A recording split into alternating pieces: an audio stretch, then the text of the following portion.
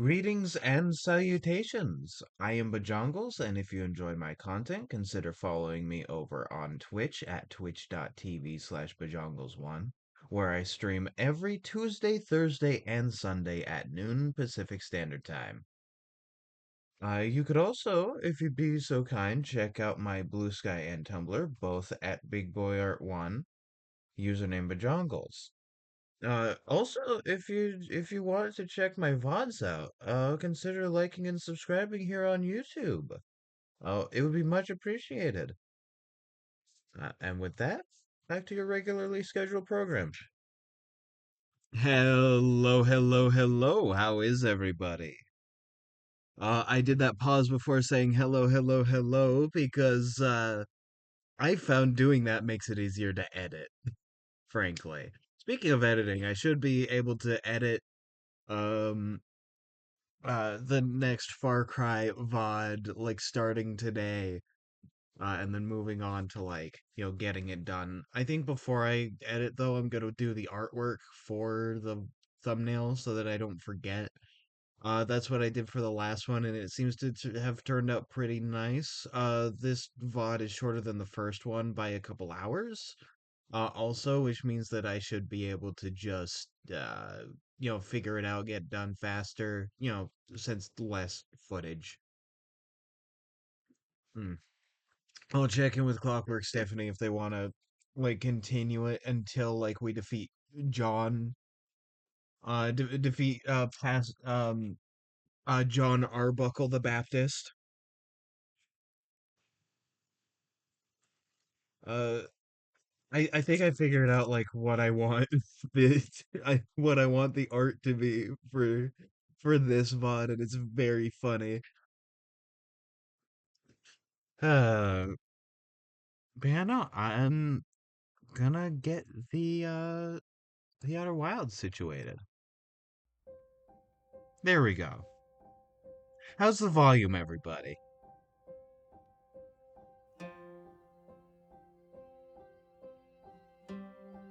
Boy.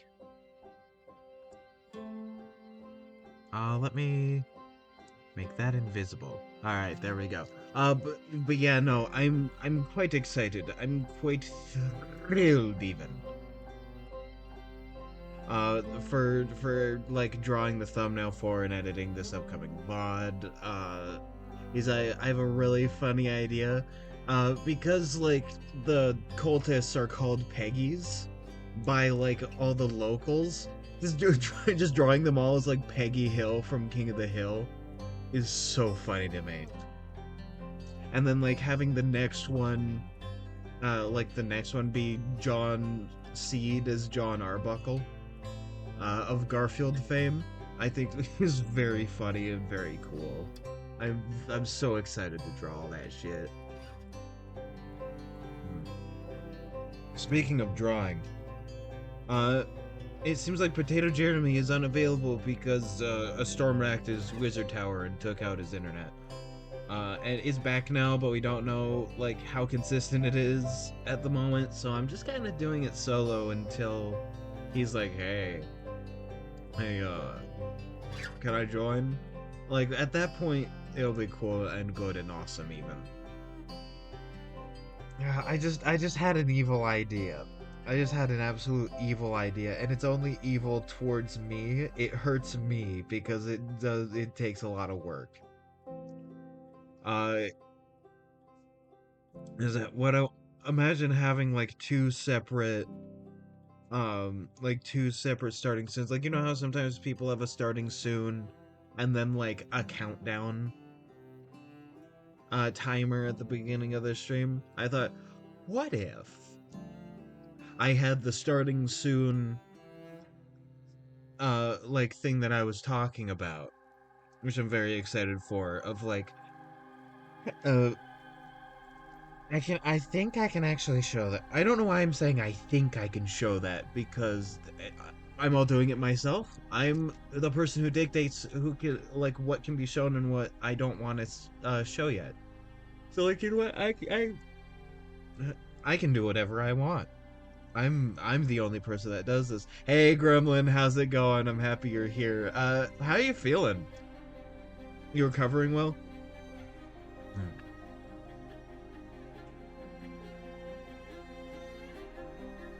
Ah, still sick, rip. Are you at least feeling better though? Or is it like about the same?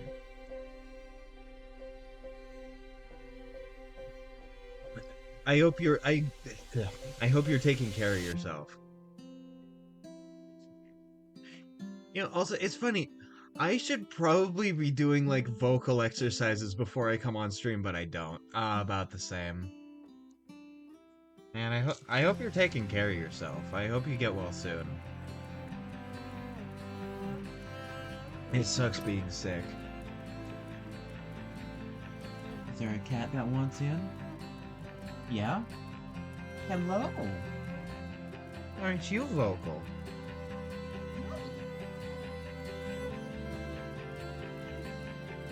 Uh, Brianna, sort of as I was saying, I had an evil idea, and it's only evil because it hurts me. Of doing that starting soon screen idea that I was talking about, which I think I can just show like the sketch I have so far of. Um, File, open, reset.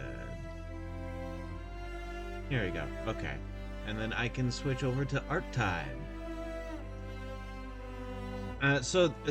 It's not super far yet, but like this is sort of what I'm thinking. So if we like get rid of that, we have this, and on the front it says like starting soon, and it has posters.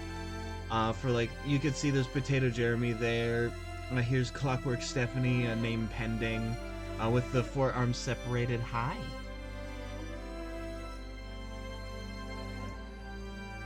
Very cool. I thought this pose and like having it be side view would be very nice.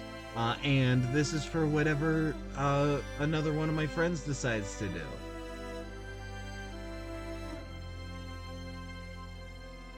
Or like, you know, I guess anybody else that wants in.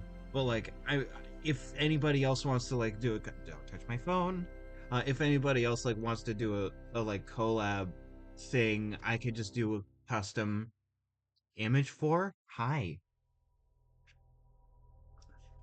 Sorry, my cat was grasping. My cat was desperately grasping for my phone. But yeah, no, it's like this. Yeah, it's fine. It's fine. That's what. Nanums. Sorry, I did my cat. Hi. I love you. Could you not mess with my phone? But yeah, no, so the storm that like took out his internet, he slept through. He slept through a storm that was bad enough to like rattle his house and take down his internet, which is incredibly funny.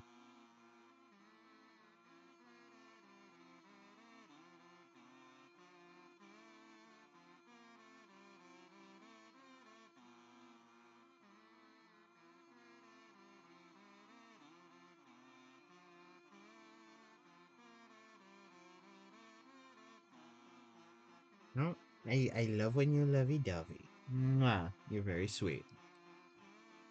Man, I'm like, I need to redo these sketches because I mess with like the perspective of them. But like, you know, having some circus tents in the back, I might add. Oh, well, what else could he do? His internet was down. True. That is very true. Man, like I'm probably gonna add like some more little props or something. It might be fun to have like a funny wizard tower in the background too, but like made up to be circusy. The whole idea of like this one is that it'll be a still image and it'll slowly transition from like day to night. Like as the starting soon goes on. And I had an evil idea because this is already a lot of work. But I had an evil idea of having this be the starting soon and then having another one that's like a countdown thing that switches to a countdown when it gets to like a certain amount of time before the stream starts. And it's inside like it's inside like the weird circus tent area where like the main like just chatting screen happens, right? That's like the thought of that. So it's like, oh, you're inside the tent, and then you like the curtains close and then open again, and then it's chatting, and you can see where you were in the background, right? Like that's interesting and that's cool. That's a lot more work. Like that is definitely a lot more work, but also it's really cool.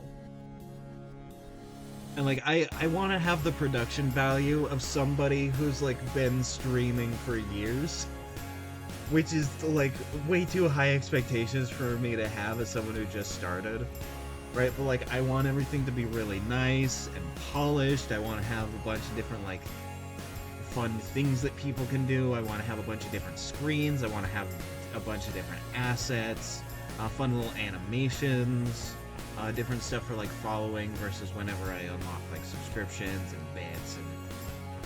And I probably need to do a raid one because I can get rated currently. I got rated once and that was very fun. That was a very fun time.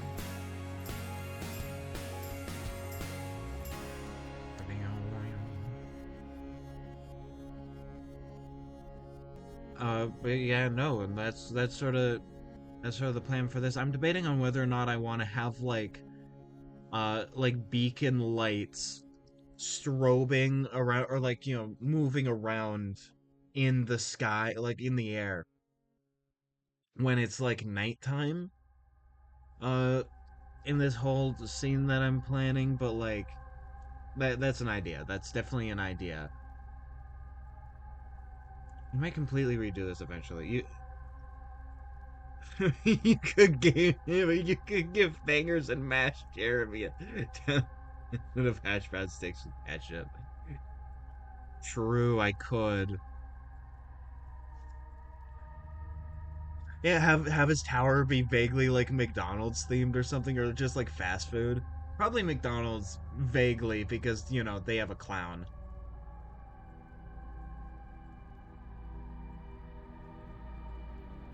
You're very sweet.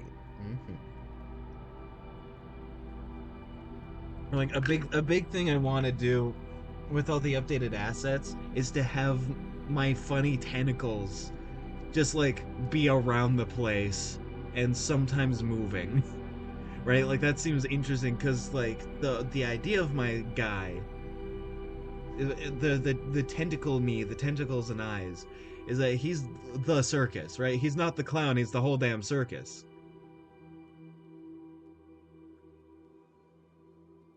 Right? Like he is sort of what's like operating everything.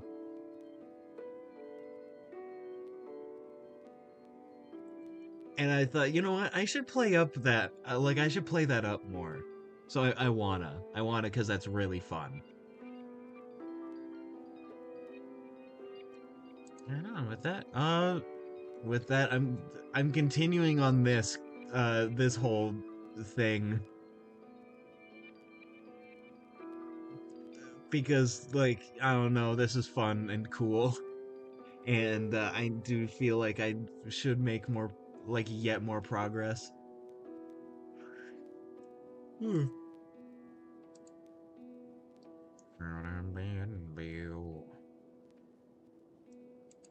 There we go. You know, I'm hoping that on Sunday I'll be able to play more Far Cry 5 because we should be close to the point where we defeat John, and like at that point we're gonna be taking a bit of a break from like Far Cry for reasons, for like you know busy college reasons, and also just like taking a break from it.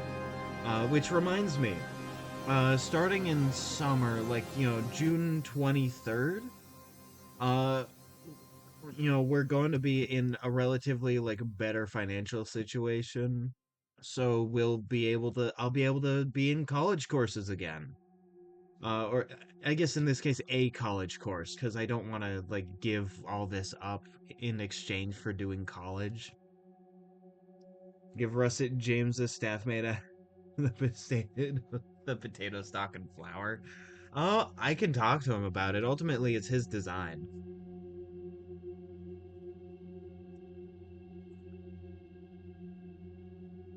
Alright, let's see.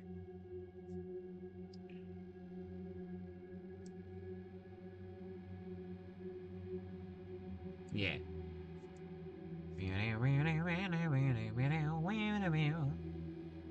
It's hard to draw because my cat's using my arm as a pillow.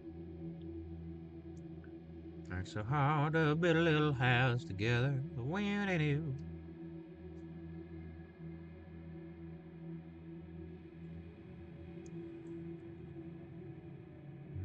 Okay, how big is your? I think I just used like size 16 for that. Honestly, works hard to build a little house together.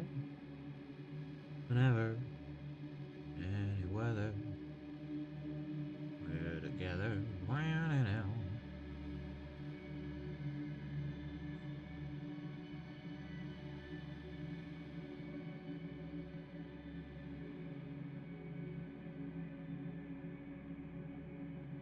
It is starting out as an Amogus.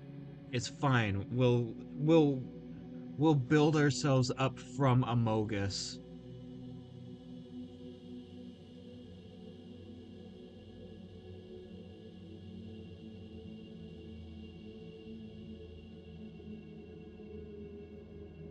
That's about the right proportions, right? No, the eye needs to be bigger.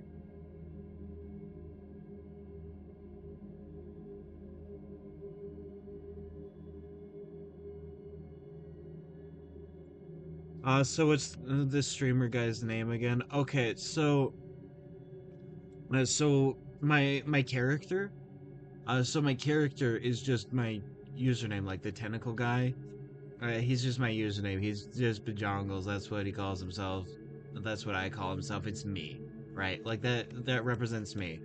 The the clown, the clown rabbit that my character is currently dressed as, because that's sort of like the main, like this is the main suit, if you will, that my dude is wearing. Is named Don Bon. He's a funny like clown rabbit that I've had like rotating in my mind since like 2020, 2019, a while now. And he's gone through considerable changes.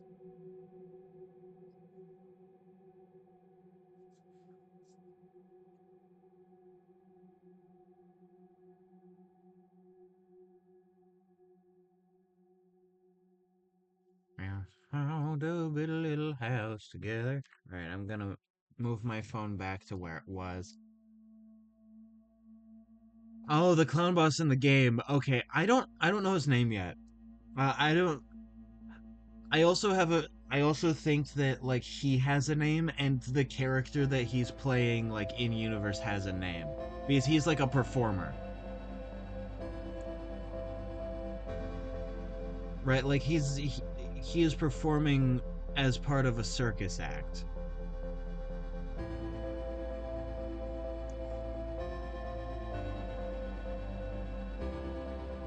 So I'll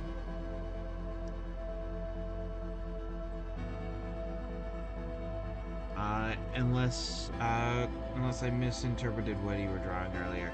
Um,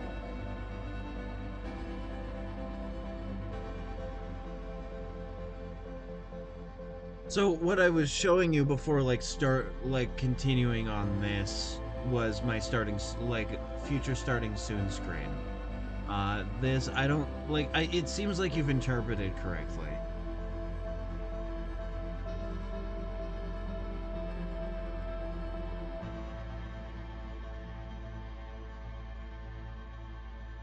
Like this clown guy. I need to figure out a name for him and like the character he's playing. I feel like the name of the character he's playing is a bit more important at the moment. Let me see. Okay, it's obviously going to be a little bit different, but I can.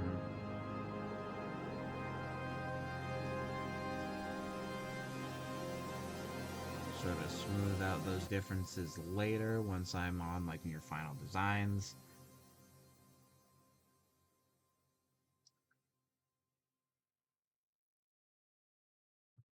Something weird that Twitch does is it doesn't give me the ability to do like channel point redeems. But like it says in the chat when you try and click on it, like that I haven't like I've turned the feature off, which I haven't. I don't have access to it. So like they they they made a funny mishap.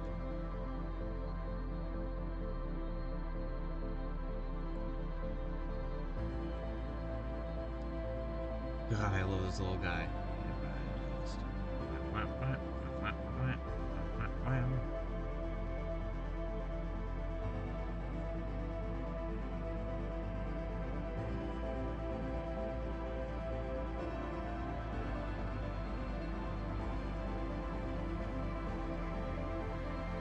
And this little guy just redeem a quench thirst. I see, of course. It is important to stay hydrated, and I have been drinking my water bottle today. It's a very nice like liter one, roundabout. It's about a liter. Always good to stay hydrated.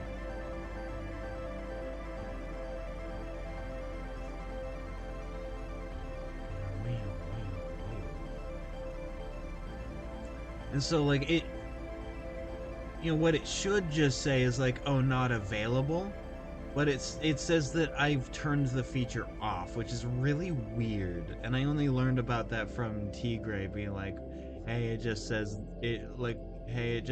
that you turn it off, which is very interesting. It's a very interesting move on Twitch's part. Banda, thanks for the take a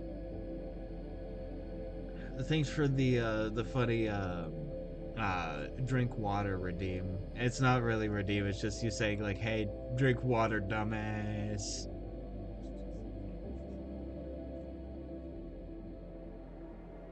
And you know what? We all need that reminder. Make sure that you're intaking your liquids.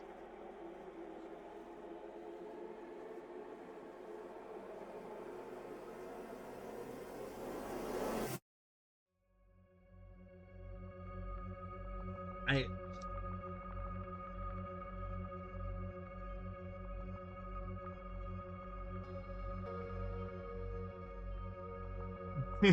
redeem posture check, funny clown man. Thank you for that reminder. Something I learned from PCAT.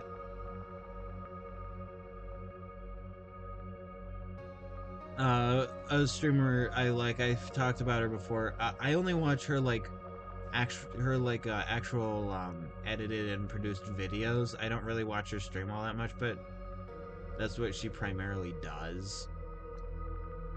It was she talked about the differences between a screen and non-screen tablet in terms of like functionality as an artist.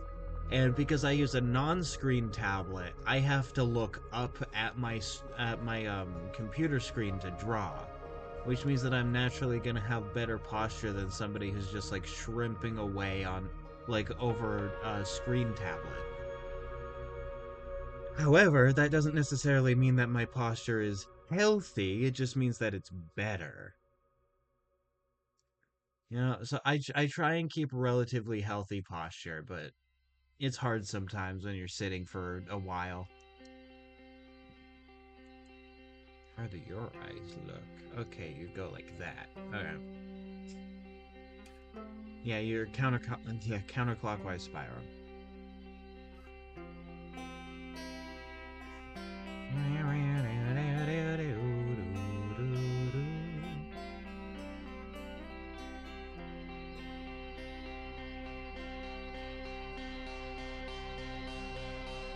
You left. Hey, is your oven running? You better go catch it. And this one is a clockwise.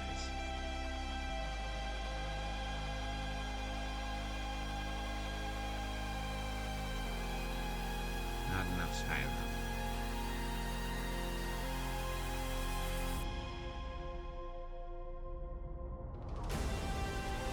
You know, whenever I unlock redeems, I am so gonna have the posture check be called posture check funny clown man. It's incredibly based, incredibly cool.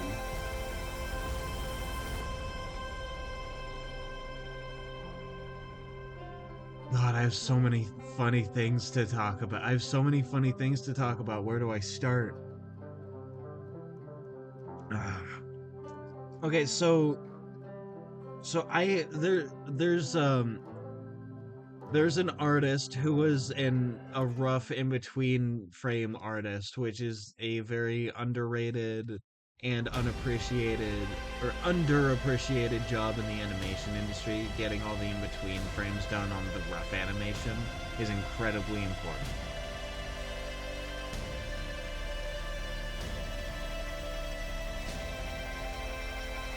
Hey, I know where your tongue's been. Hi.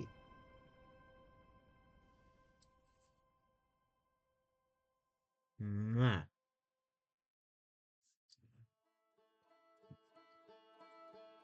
Yeah. Yeah, no, so there's this animator. He worked primarily in that field in a bunch of Disney movies, including two of my favorite movies of all time.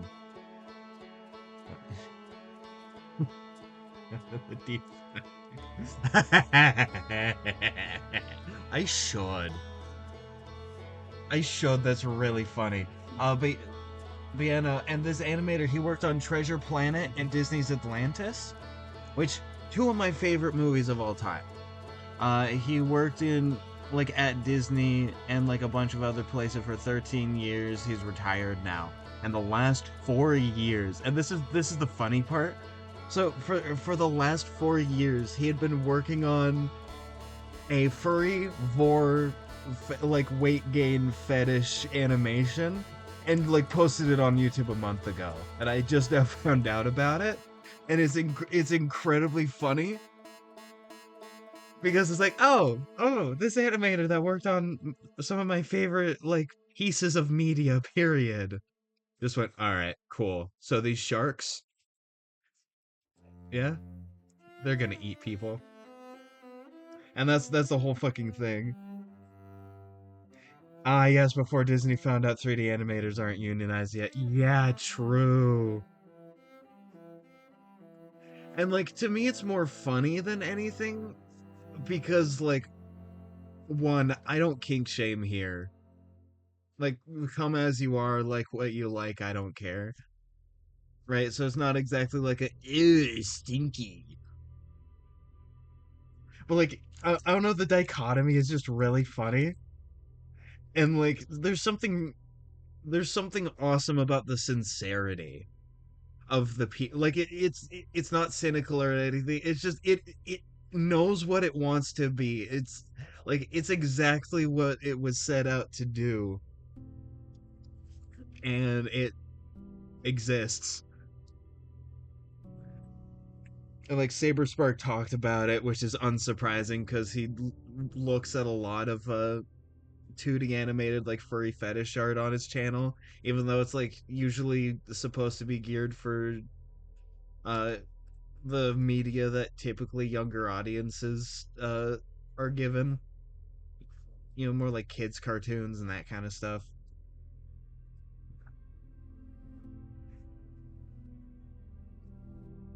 Yeah, no, honestly, fucking based. And that sort of led. I was talking with some of my friends about it. Hold on, let me see. Reminds me that when the mangaka behind Astro Boy died, rat transformation finished content was found in his drawers that he drew himself. Yeah, no, artists are freaky.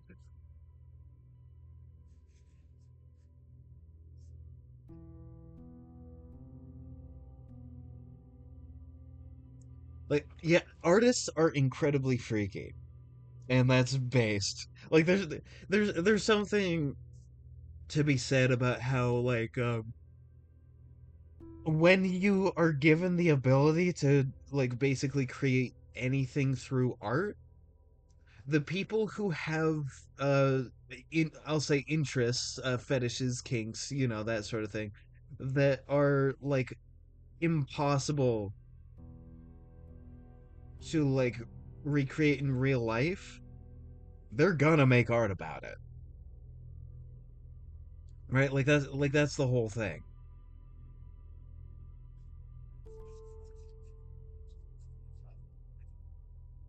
And people ask where the heart and soul of Disney went, and it went with these people. It went with the freaks, right? Like when the animator stopped getting freaky with it, Disney lost its soul. I mean that.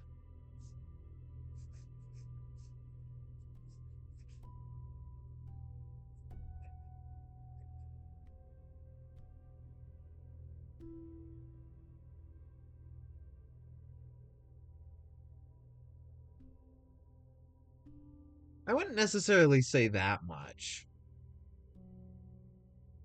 Right? Like the origin is not all horniness, but I will say the beginning of any art piece is emotion. It's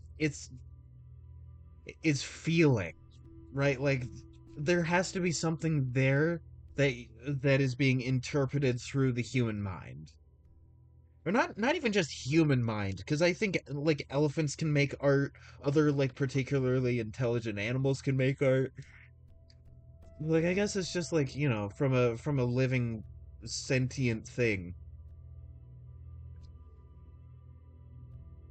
right? Like it can be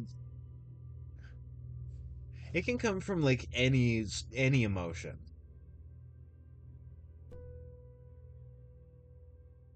Ah, true, yeah. Oh, that reminds me of something I'm upset about. With the English language, we only have one word for love, and that's it. Right? Like there are other languages that have multiple different words to mean different kinds of like love and affection for others, the things around you, just like the world in general, like all different words for it. But for us, we just have one word, and that one word means a lot of different emotions. Right? Like all these different forms of love, like, loving life, loving the world around you, loving your friends, loving your family, romantic love. All of these things are like very different.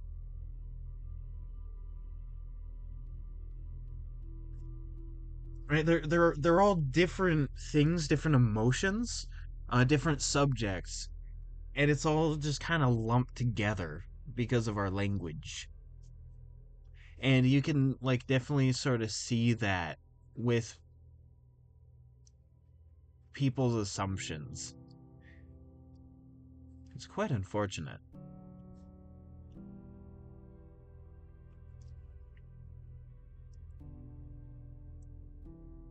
Yeah, AI cannot create art because AI cannot experience like any sort of love. And I don't mean like horny like you're saying, but you do have a point. Right? You do have a point. I'm saying like AI, like generative AI machines cannot feel love and inspiration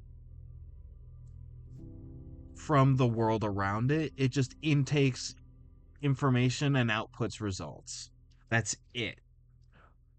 Right? That is all it does. Whereas like we also like intake information and like output like responses to it, but we have much more than that. We have you know we have inspiration and love and hate and strong emotions.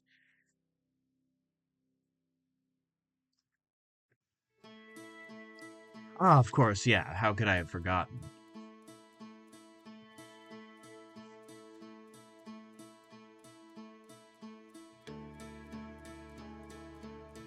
I just realized without the arms and the hands and feet, this looks like somebody put a clown mask on an angry bird. Yeah, that's also why corporations have to hire artists, because corporations aren't people, they have no soul. Corporations are a machine that just happens to use human beings as its cogs.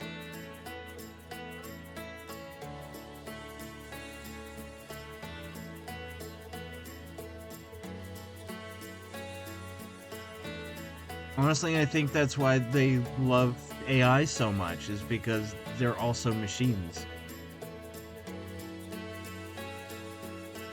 Oh, yeah! I need to find a time and way to visit that, because that sounds sick to go to.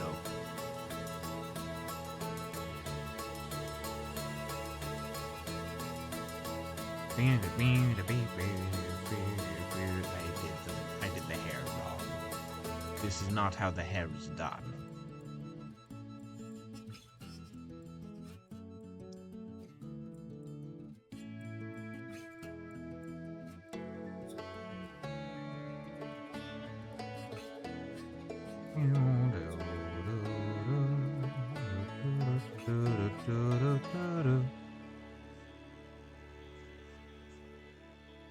This guy, the one I'm doing here, is meant to be like, he's gonna have sort of like aviator goggles and is gonna be coming down on like a fun parachute.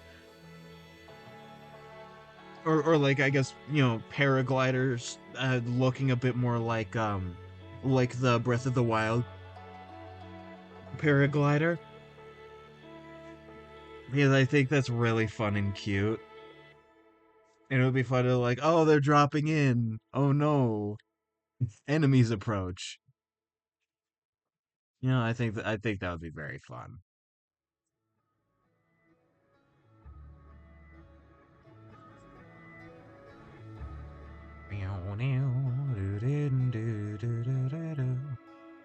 See, the arms start around there.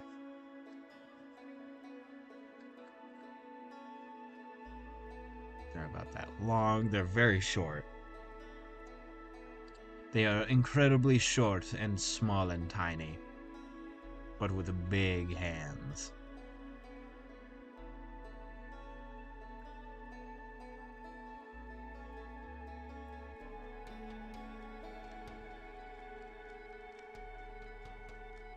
That thumb's the wrong way. I just realized I drew that thumb wrong. Whoops. Oh, whoopsies.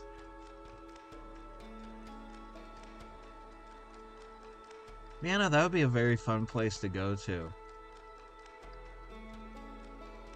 It would also be really fun to go to somewhere like the Muppet Museum. God, I hope that stays around for a long time coming.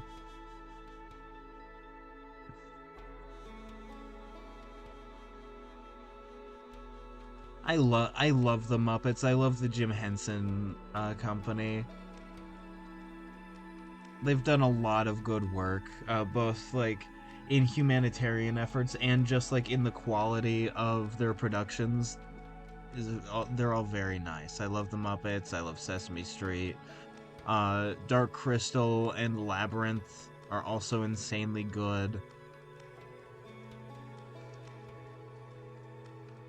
Extremely worthwhile. If it weren't for the Dark Crystal, Guillermo del Toro's Pinocchio wouldn't exist, Box Trolls wouldn't exist, Kubo and the Two Strings wouldn't exist. A lot of, just like a lot of stop motion animation that comes out of Oregon would not exist, at least in nearly the same form, without the Jim Henson Company. Because like the Frouds, like Brian and Wendy Froud, met on the Dark Crystal, and then had their son Tobias, who would be, Toby, who's the baby in Labyrinth. He's the Labyrinth baby, and then he would go on and work with Laika Studios, who is local here. He lives here. Like one of my favorite artists of all time lives here. I have a possibility of meeting him. It's great.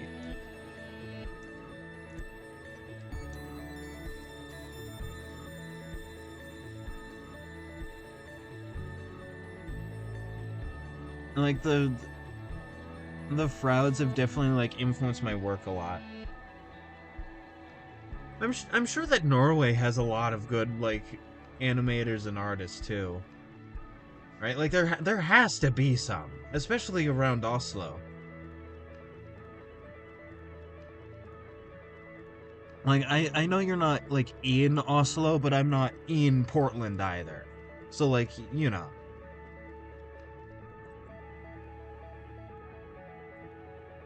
And like Oslo is much older and I think might have like more people.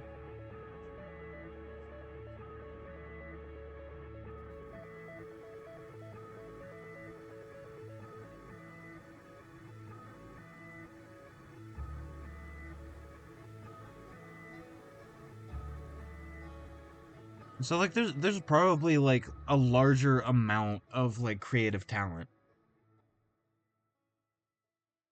Oh, 20-minute train ride? Oh.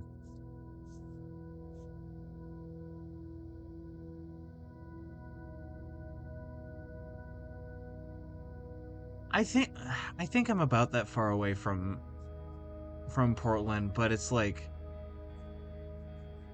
it's more like tram than anything, or not tram. We do have trams though. It's more like trams in Portland. I mean, it's more like light rail.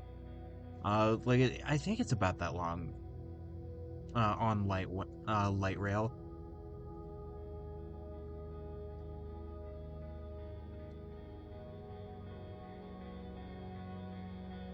especially by population.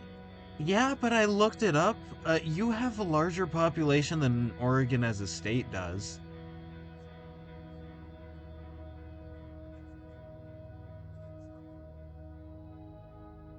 Right, by like about 1 million.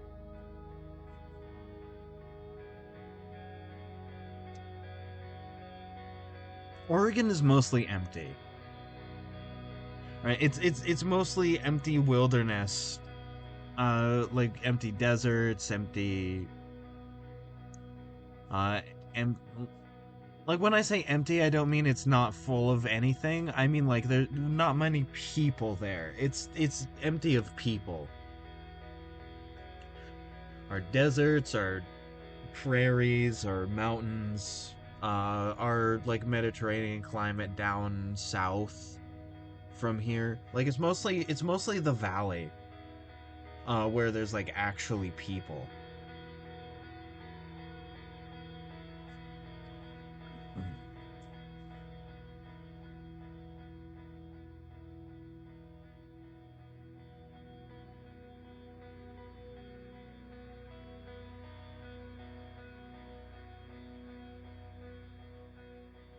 Like we're constantly overshadowed by Washington, which is a lot more populous. Like, you know, a lot more people, uh bigger cities. It has the main port for the Pacific Northwest. Which by the way, Seattle, like the Seattle ports, the post tariff shipments are coming in.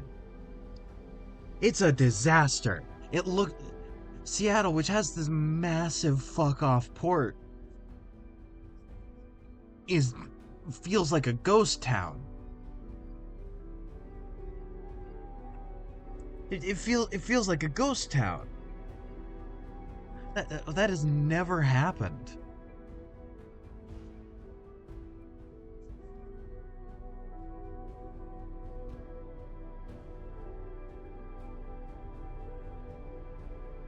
Let's see if I do that. You can just be like, oh,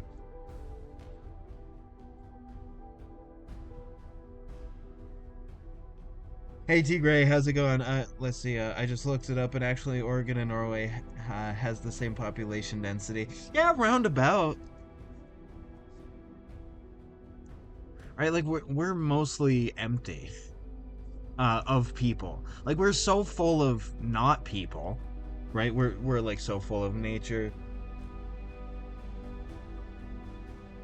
15 people per square kilometer. That does sound about right.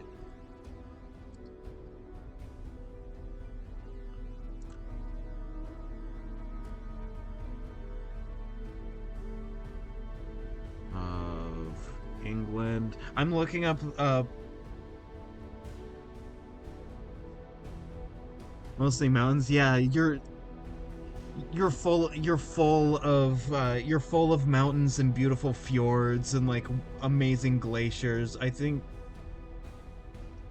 I'm biased. I think we have better forests just because like we're more like um what's the word? I'm forgetting words on in the only language I speak. That's very funny. We have more biodiverse forests, and I like that. You have better mountains. You have better mountains. Your mountains are awesome. Uh, but yeah, no, hi T Gray. How's Avengers Infinity War? I remember liking it when I saw it in theaters. Does it hold up?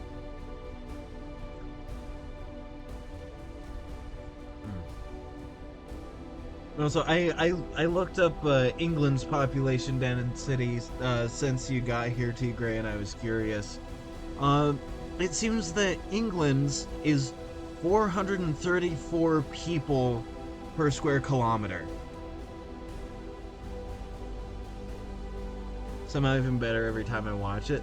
That is completely fair. I I I like a lot of Avengers like Endgame and earlier. Endgame and earlier is nice. I like that.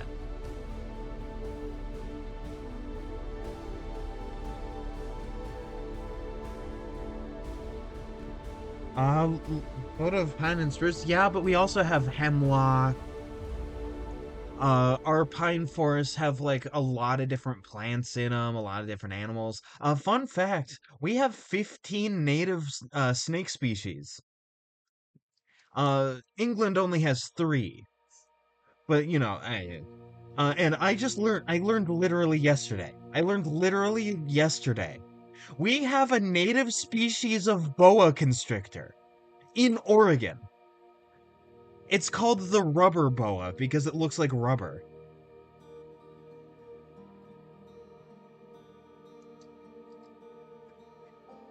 Yeah, also, I heard that Sitka spruce is sort of invasive, like in Ireland, Scotland, and Norway. And can I just say I'm so sorry about that? That's one of our natives. One of our natives is Sitka spruce. It's like used over there as like a cash crop, you know, like a wood, and it's sort of like typically grows for like 35 years, then it's like clear cut. Not very healthy for the ecosystem.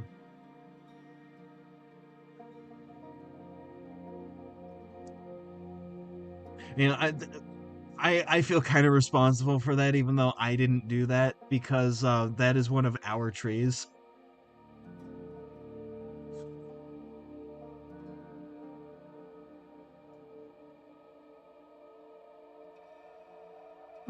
it's it's a snake. Yeah. Oh, that reminds me of that one myth of like the snake that bites its own tail and rolls down the hill, like a tire to run people over. I forget what it's called, but like that's a folk myth here, and it's very funny. Which isn't like too absurd, right? Because we do have those spiders that, well, not here, but like on Earth, we have those spiders that sort of do the same thing down the sand dunes. Right, so like it's not the most absurd thing that an animal can do. In fact, it's kind of like reasonable to a certain like weird extent. Yeah, we have a lot of garter snakes, unsurprisingly, if you've been here for more than like 5 minutes and looked in the grass. I didn't know that one of our garter snake species was an aquatic snake. That was interesting to learn. We have western rattlers, like rattlesnakes. Those are pretty interesting. Those are only out east though, because they like more like rocky, arid climates.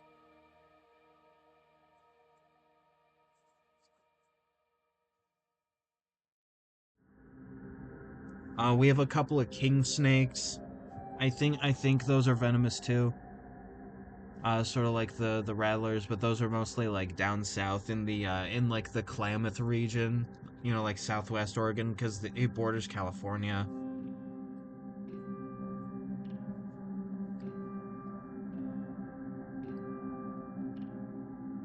Is very nice. The Klamath and the Blue Mountains are very fascinating. Because those didn't used to be there. I mean, technically, no mountains used to be there, right? But like they showed up because they were like an island chain that bumped into America's coast and became mountains. It's super cool. I think I talked about this before on stream, but I'm talking about it again because it's awesome and cool.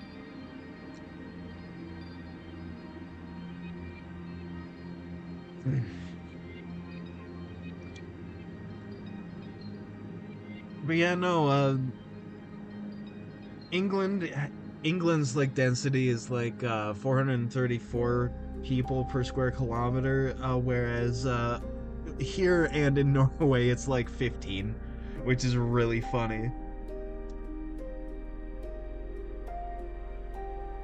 Yeah, we have such low density that I think we still have cowboys, I think technically.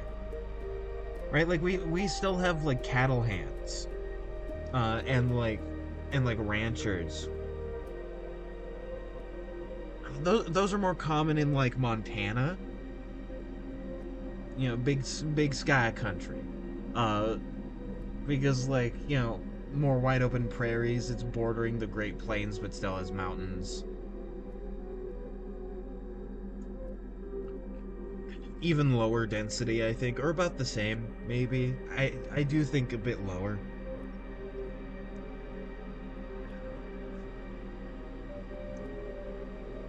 If I just move like that. Yeah. Yeah, this looks nice.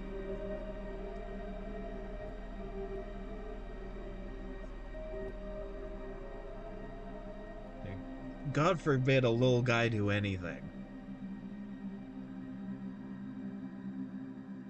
It shows this little dude committing horrible, horrible war crimes. God forbid a little guy do anything.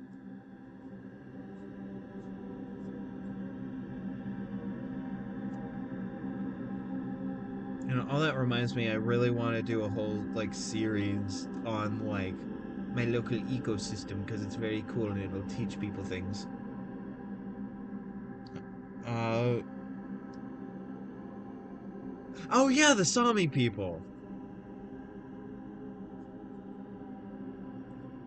Yeah, no, I mean they're not really cowboys. I guess they're deer boys. I guess like they do the same thing of like herding a livestock animal, right? Like in the same way that a sheep herder, I guess, would technically be like a sheep boy in that sense,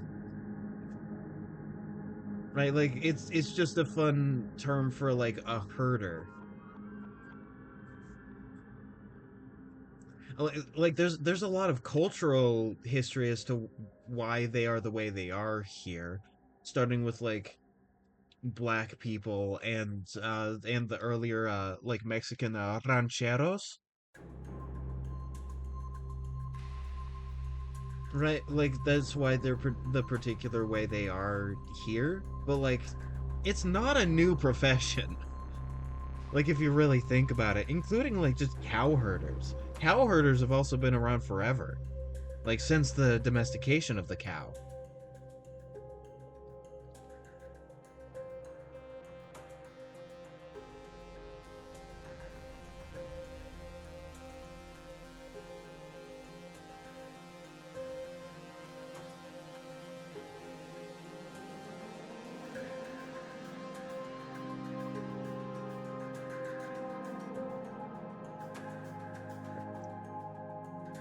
Yeah, roundabout, and also reindeer are big. Reindeer are big.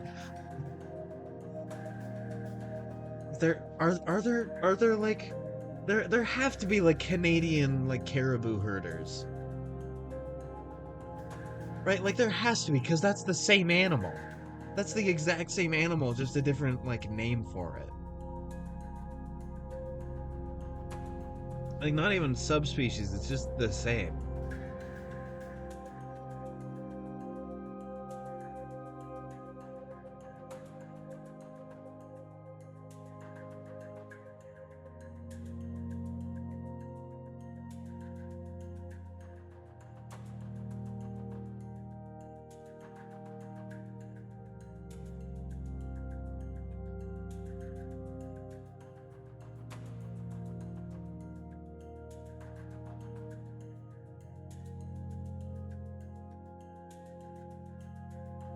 Maybe that and that, and I sort of have it like, yeah, it's catching the air.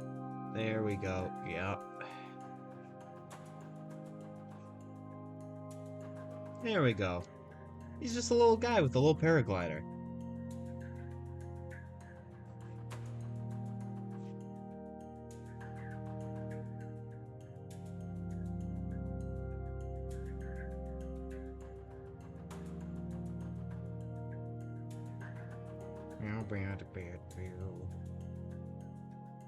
Okay, let's see. I'm looking how that works. That works very well, actually. Mhm.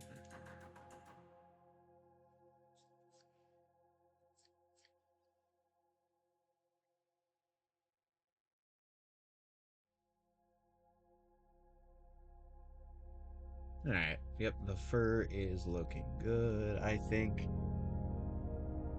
You know, also speaking of big grazing animal, I also learned recently we don't have many, right? We do not have many because there aren't many left, unfortunately. Thanks, white people.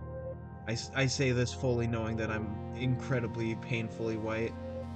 Uh, we have a couple buffalo herds. We have a couple of wild buffalo herds out east, in Oregon, and like that makes me really happy because that means that there's enough here to form herds, even if like they're small. They're painfully small compared to like I don't know, able to see the herds from space. Like yeah, no, we have fucking buffalo.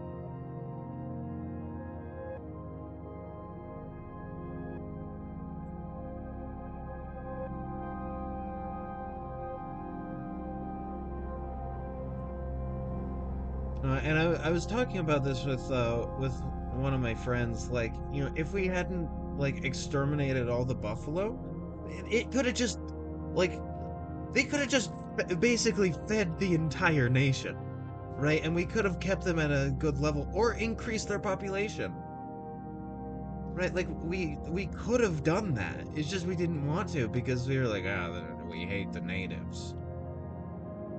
But like, no, we could have had buffalo. They were in the fucking millions. There were like about as many buffalo here as people on this continent.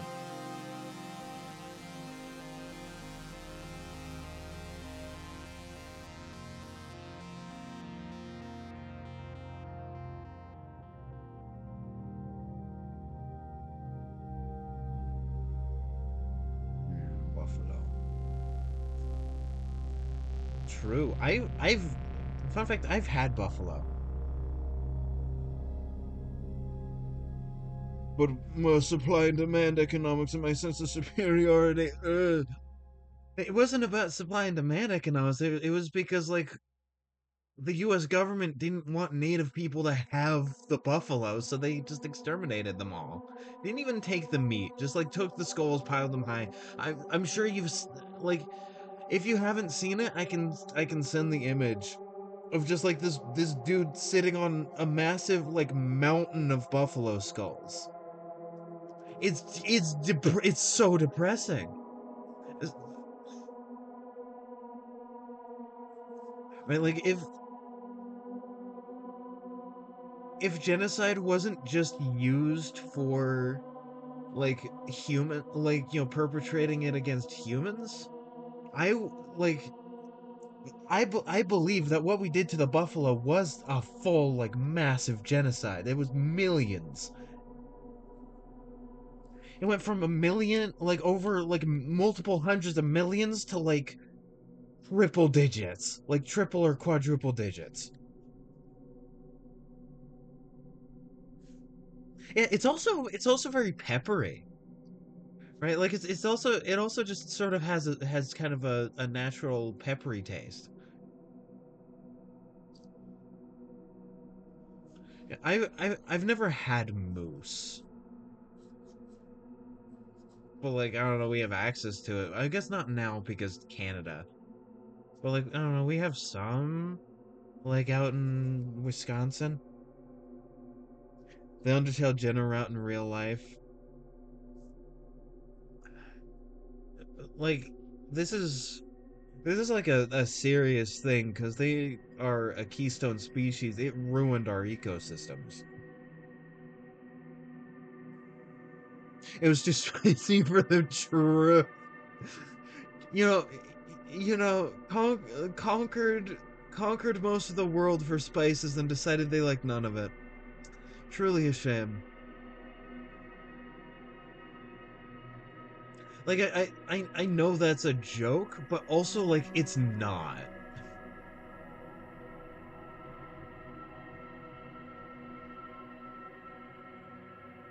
Only a dash of black pepper.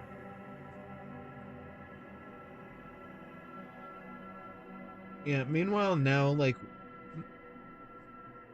typically poorer white Americans, much like myself, and my family, we love spice, right? We fucking love spice. Right? So, like, the turns really do table. Pre-ground too, so it's stale AF. Yeah.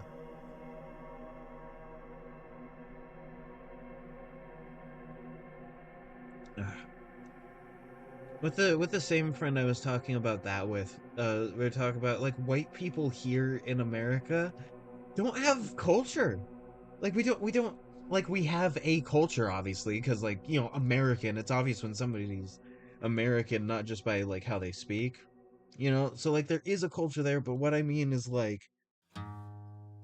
culture. Something that's not built off of the cultures of the other groups of people around you, but, like, something of your own.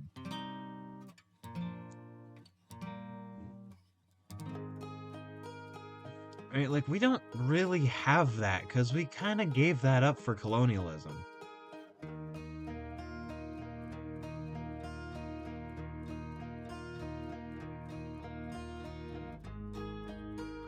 I guess sort of, but how do I put this? There's there's a lot of stealing that white people do in terms of, like, here, in terms of like other people's, like, language, slang, traditions, right? And that's not a new thing, but we do that a lot. We do that a lot. Like, a lot of gay slang comes from the black community back in the 80s.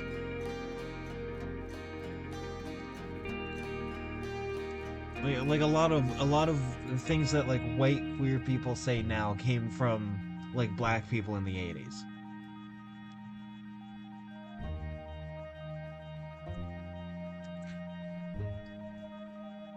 Office culture isn't culture. It's capitalism. Capitalism is not culture. It's, like, it's survival instincts from having to deal with that shit. It's created and perpetrated by HR and the CEOs. Christmas was I mean, it was stolen by white people, but it's more accurate to say that the Christians stole it from a bunch of different, a bunch of different quote unquote pagan traditions, including like Roman Saturnalia, a bunch of different just like winter solstice traditions.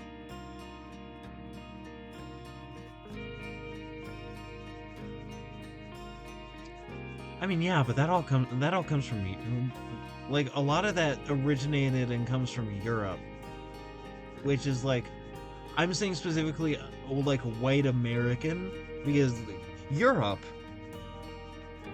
Europe has culture, right? Y'all have culture, even if some of y'all want to. And I'm sorry I'm taking some digs at like Britain, but you know that's my job as an American. I have to make fun of the British every like millisecond, even if I don't really mean it, at least with any malice. Like it's in the contract that you sign when you're born. But like y'all have culture over there, even if like in places like England, you don't really want to remember it. 3 more days till May the 4th be with you. True. No, you're right. Should I do something special for that? Like it's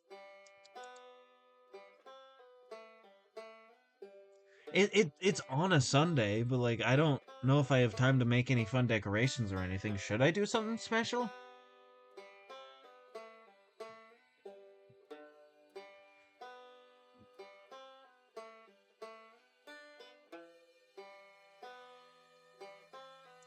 Okay, hobos are good. They're incredibly based. They are just migratory. They're migratory workers that like move through the rail system, and that is incredibly based. You are right there. However, Jello egg salads were created in a kitchen in hell. That is Satan's meal. Fucking Jello salads are were created by the devil himself. Same with fucking coleslaw. Like doesn't even have the decency to be sauerkraut.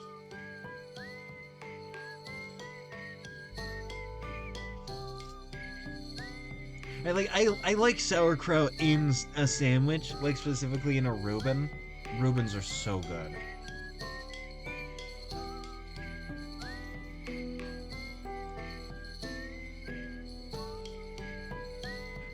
Put on the Star Wars when it's time. Oh, that's a fun idea. I might do that. I was wondering what I wanted to do for like on stream because like it's a Sunday. I might not do anything for it on stream, but I might just be like, "Hey, may the fourth be with you," and then like and like I can plan for it next year.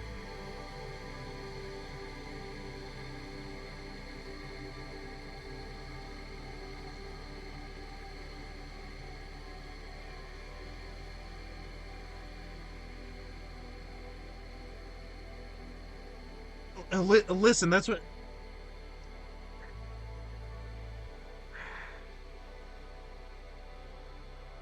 Here's the thing though. Here's the thing. All the things that you're listing are all from are all like from pre 1950s and are either people who died or again things that like already died out by 1950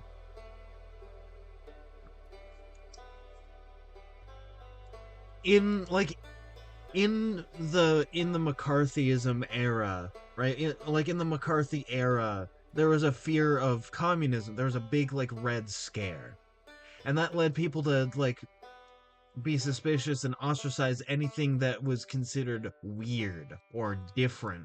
And that means that a lot of like what we used to have it. We used to have culture. right? Like was ostracized. Nah, I mean, nah, I've seen fear of communism everywhere. Nah. Also, I'd count that as like a form of nationalism, and nationalism is not culture. Nationalism is not culture, regardless of what like fascists and Nazis will tell you. It's not culture. It's fear mongering, and fear is not what culture is made of. Culture is made from love and cooperation and interacting with your fellow human beings. It is culture is a cumulative experience. The communism is coming, run for your lives.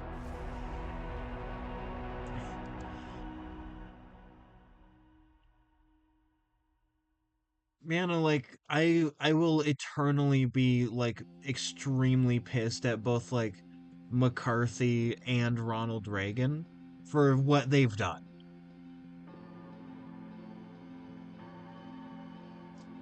Gun culture is largely white culture.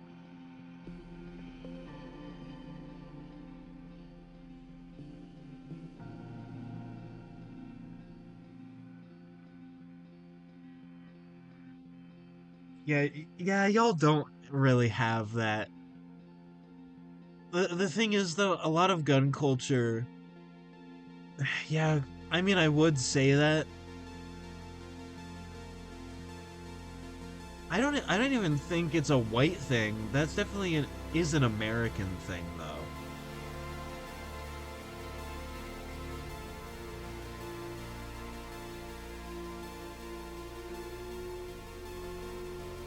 I don't know, does Ireland have a gun culture?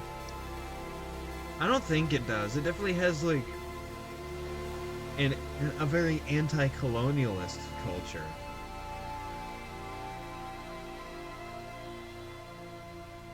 They definitely used a lot of guns. But I don't know if they have like a gun culture in the way that we do.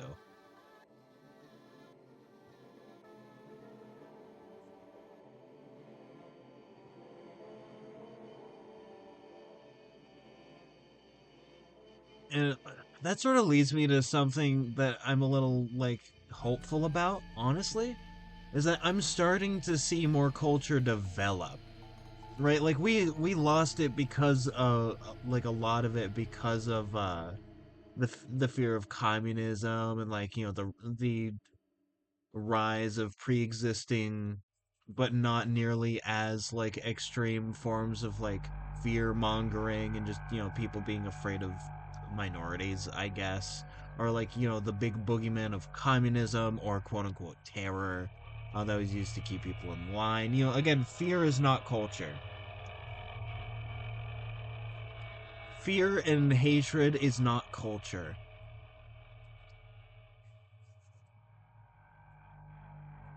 And when like you're steeped in that, it sort of like washes away the culture that was there if it goes on for long enough. And it has been going on kind of since the 50s, but especially ever since 9/11.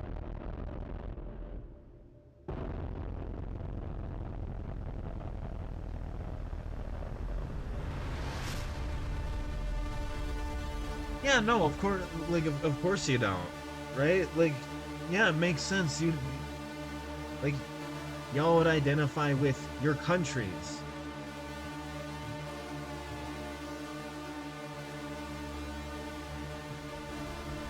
Right, so like I've noticed it's a lot more common for somebody to like, for instance, hating the French,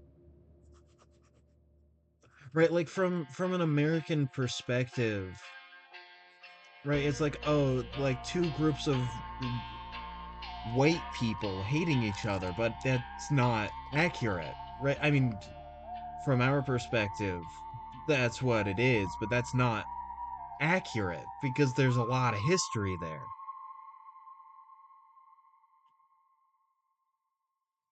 I mean, yeah, but that also comes from a history of like the Swedes colonizing everything, like the Swedes and the Danes, like just sort of colonizing everything around them for a while. Like that's why Finland also hates Sweden.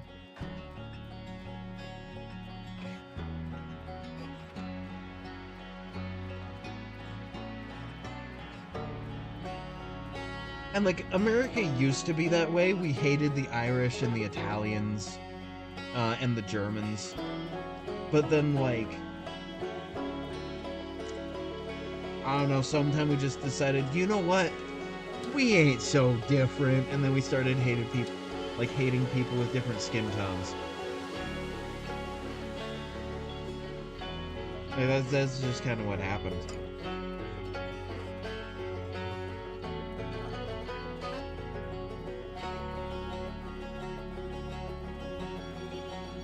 God, especially the Irish. Oh my God, we hated the Irish for a long time.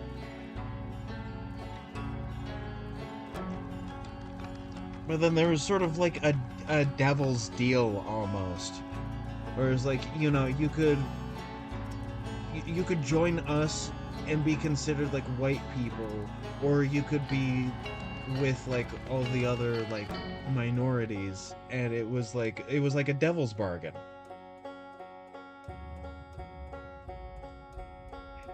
Yeah, exactly. You know how really how the really how the table turns.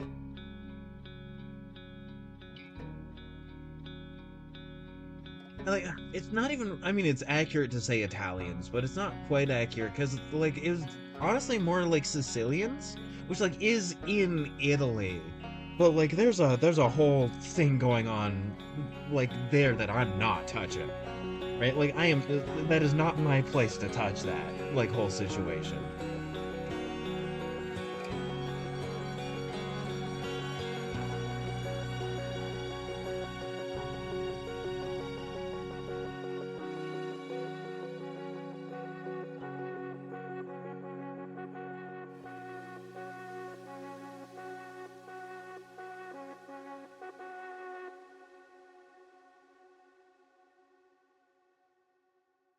Like it's from from like the perspective of America, it's Europe is just a lot of white people, but that's not how it works, right? Like it's entirely a made up system to divide people in specific demographics to more easily like divide and conquer. That's the whole thing, right? It's a divide and conquer strategy where you make some people part of an in group, some people part of an out group, some people like uncertain, so that they try and be in the out group and end up like perpetrating a lot or most of like what it takes to uphold the system.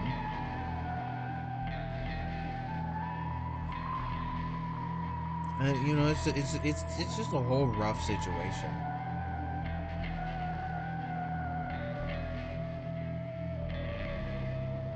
But no, I kind of understand it because I hate Californians, right? I Especially when they're on the fucking road.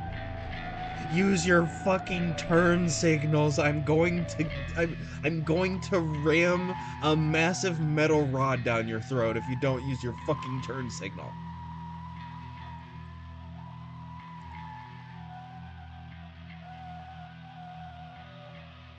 A lot of Californians like coming up here because it's cheaper here.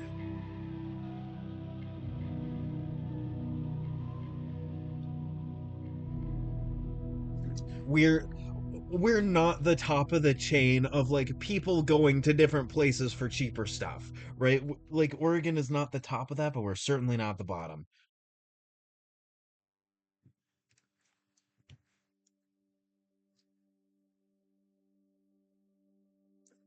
Like Gremlin, you were talking about that with like a bunch of different countries. Like it just sort of goes down a chain of people going to different places for like cheap meat and candies and stuff. And we kind of have that. We're not the top. We're not at the top.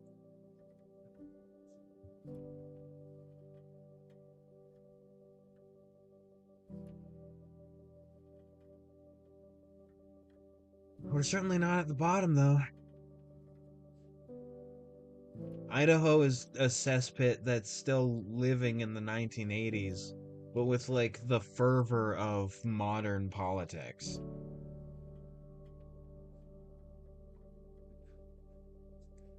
I don't hate the people who live there. Their government fucking sucks, dude. It sucks and they're rancid and like all the people in like the one big city they have. Oh yeah?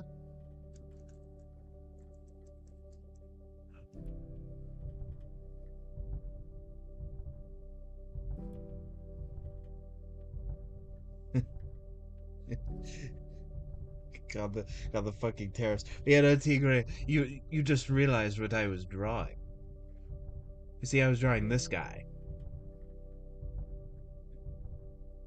I need to redo this shape.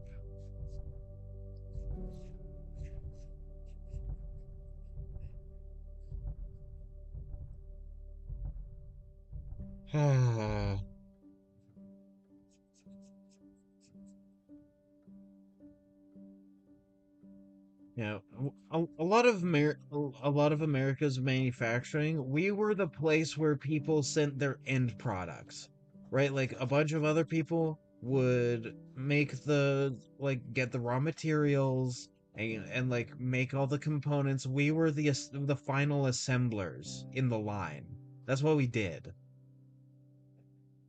Now we don't because of the current administration. Now we don't. But that's what we were. Unfortunately, that was not very good for the average American, but that did make our stuff incredibly cheap. It just, didn't lend towards us having a lot of actual, like, labor jobs, which there are a lot of people that really want to do labor jobs.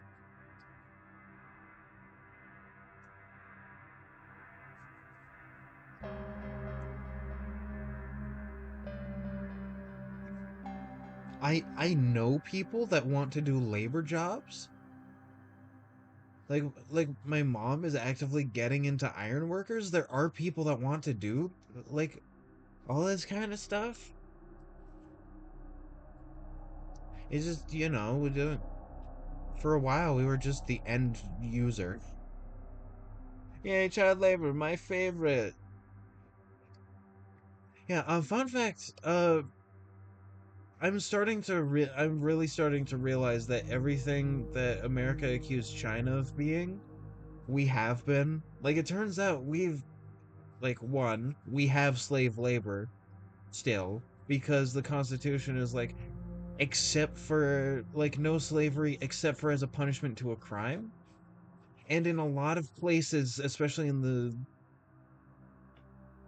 the deep south, people are arrested and it's like your crime is being black. You're arrested. And so like our country still runs on slave labor. It's just, masked behind a couple more systems like the prison system. Uh am I a slave? No. I'm very glad for it. I've I could become that if I ever become incarcerated for any reason. God, fucking sundown towns. Those still exist, by the way.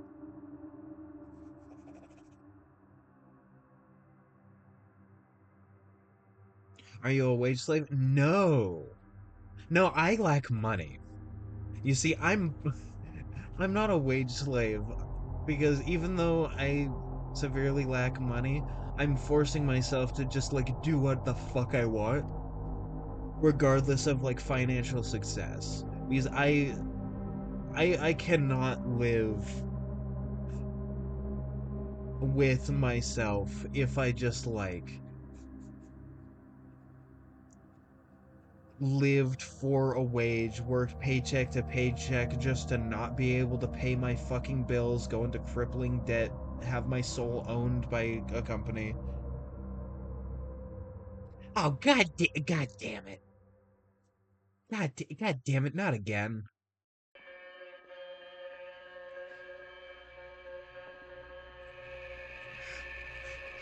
God, you whispering to a gremlin like a one scene of Mr. Krabs to Squidward. Yeah, not again.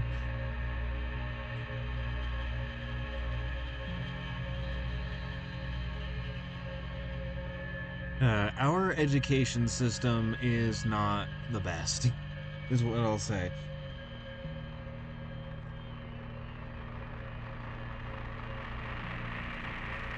Um, no, I am not. Uh,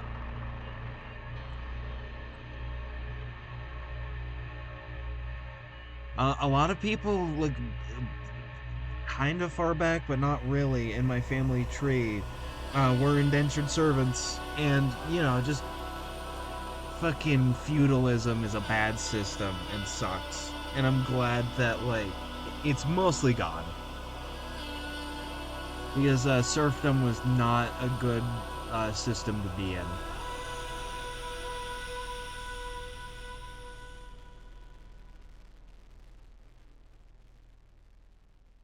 Also, I probably have some people in my family line that used to that worked in those Victorian workhouses, which were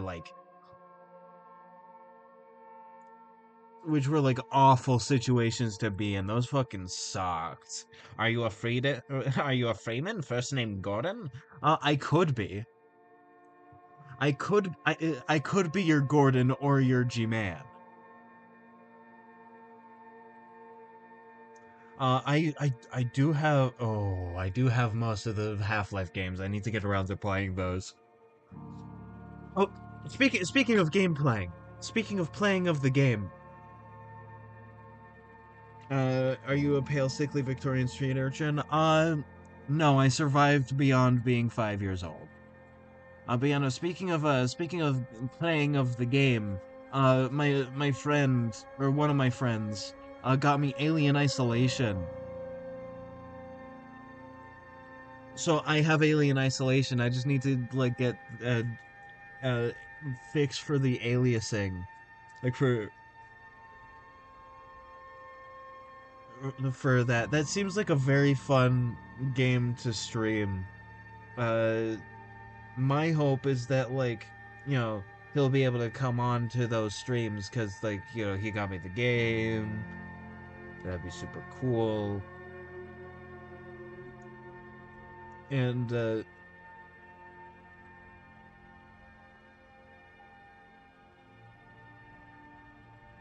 Tigray, you're gonna need to explain that one. I like history. I'm not that familiar. What do you mean?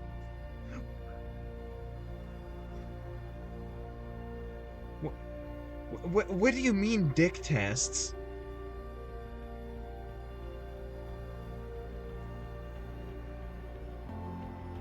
TV show. No, irregular gremlin. You don't understand.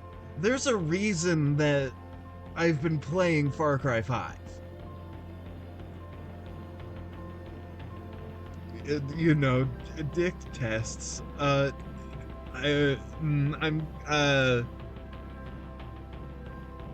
no. Uh, I'm intrigued.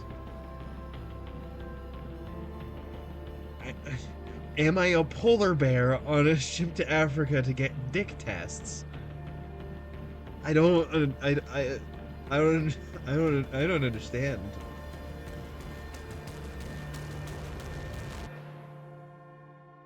And I guess the fact that I don't understand means that I'm probably not.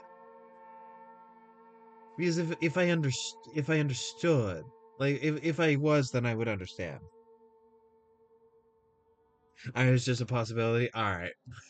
You can never be too careful.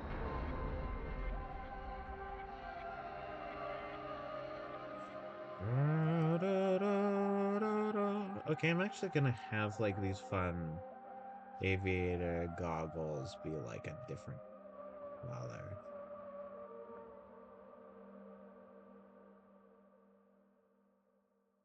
I also need to make them look not just like glasses, like they're currently looking.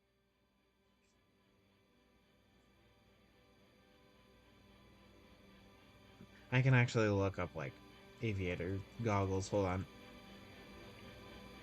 rip, rip Wang. Ah, rip my peanuts.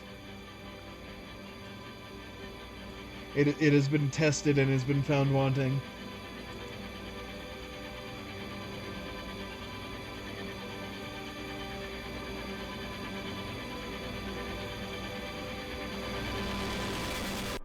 Let me look up World War One aviator goggles, right? Yeah. Maybe World War Two actually. Should I do World War Two or should I do like British World War One? I think British World War One. Rip Wang. Uh, rest in peace. You know, I think I want to go for like a British World War One aviator goggle for this. That seems fun. That seems fun and cool, super cool and fun.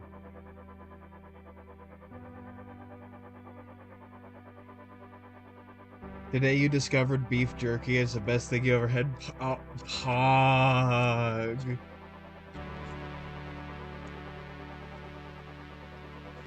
I was about to fucking say, I too enjoy a long beefy stick. But no, no, I mean, eh, I enjoy that aesthetically, but also just nah. I love beef jerky. I also had duck jerky, once, because one of my teachers was a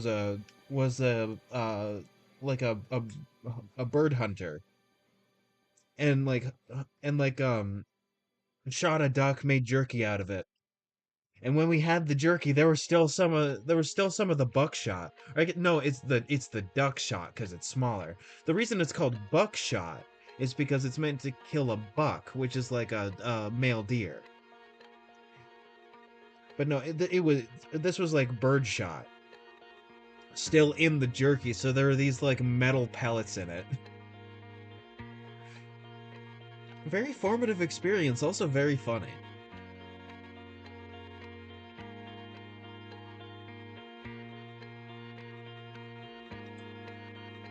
Wrong layer, wrong. I deep throated that beef and got it and stole its flavor. Incredibly based.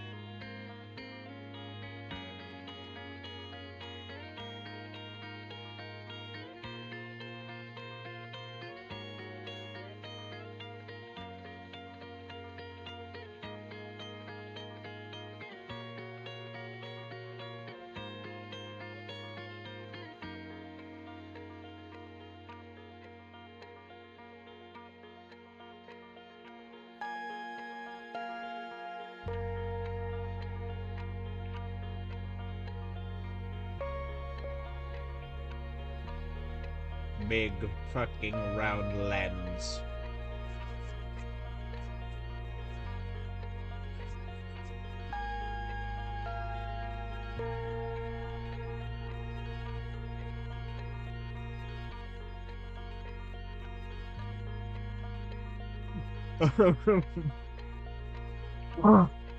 Pardon me. I am terminally coming down with something, but never like fully have it. So sometimes I'll cough and it's like not too bad, and sometimes I'll cough and it feels like my lung is being ripped out of my flesh. A buck, a bro, a picked up deer. God, I remember back in grade school. Like every year there was a movie night. Like there was a big movie night where like in the cafeteria area we would watch a movie on a big projector. And one year it was Mary Poppins. then it was Sound of Music, and then I believe it was Bed Knobs and Broomsticks, I think is the name of it. Or it might have been Chitty Chitty Bang Bang. Like one of those old like live action Disney musicals that they used to do. And I don't know, I remember those being pretty special. Like it was back in like I was very young.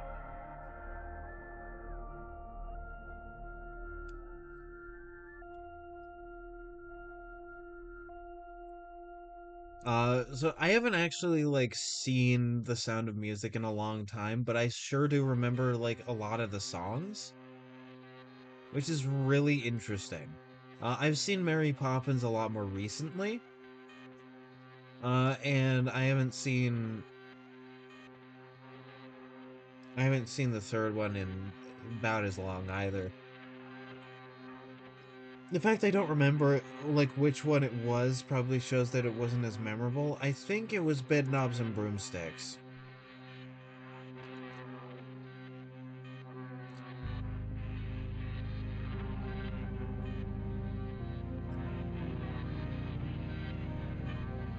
God, the goggles on this little dude make me incredibly happy.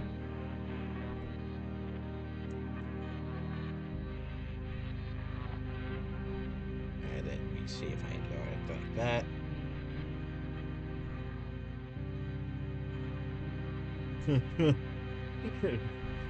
Ray, a cry of autism. Lovely. Yeah, it doesn't flow as well. No longer we to run. So, the knees are pulling thread.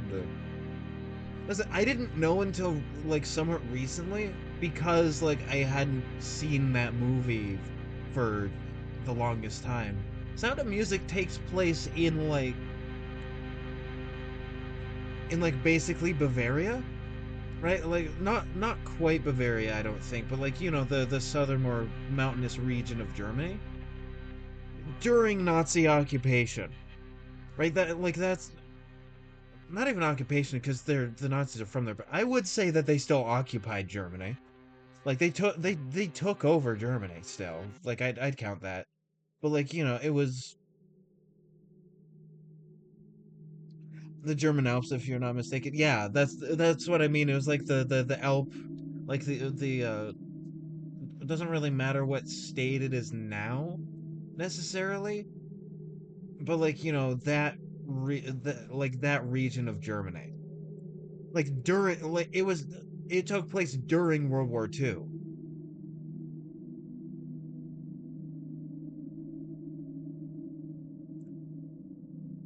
And like that's super interesting. I'm putting that stuff on the wrong layer. I should have made a new one. Oh well, I can just undo that.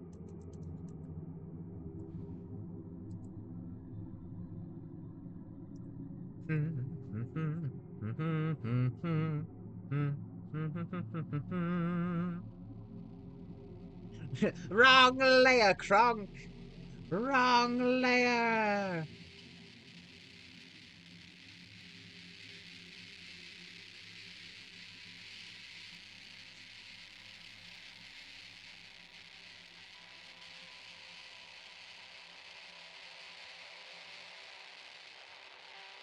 That will bring us back to do do do do. But yeah, no, the reason I didn't like realize for the longest time that it like takes place in the German Alps is because everybody was speaking specifically in like royal pronunciation. They were all speaking in like RP. So I was like, oh, okay, so that means that they're in England. No, because I was a little child. Um, are the clown are the clowns racist against the Harlequins and Nines and Jesters? The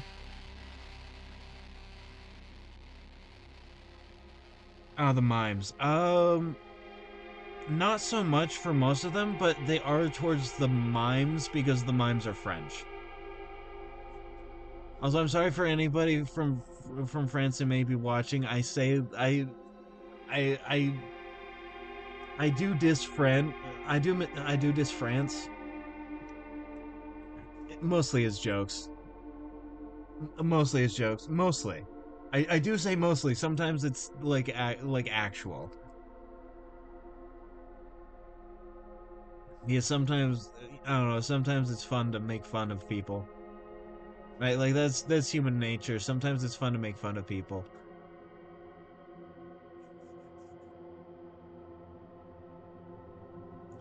Speaking of French, Tigray, uh, you a bit ago you shared with me the that song of Steve Le Poisson, and it's been stuck in my head. It's been stuck in my head for days.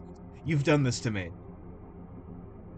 You've put a funny little like French fish with arms and legs in my head, and it's dancing around all gaily. It's doing its gay little fish dancing.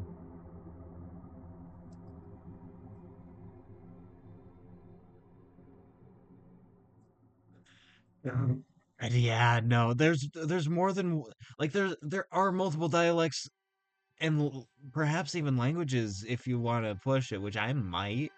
Like in France, and they're just like, no, that is improper. That is improper French. It is stinky and dirty. It is dirty fishes.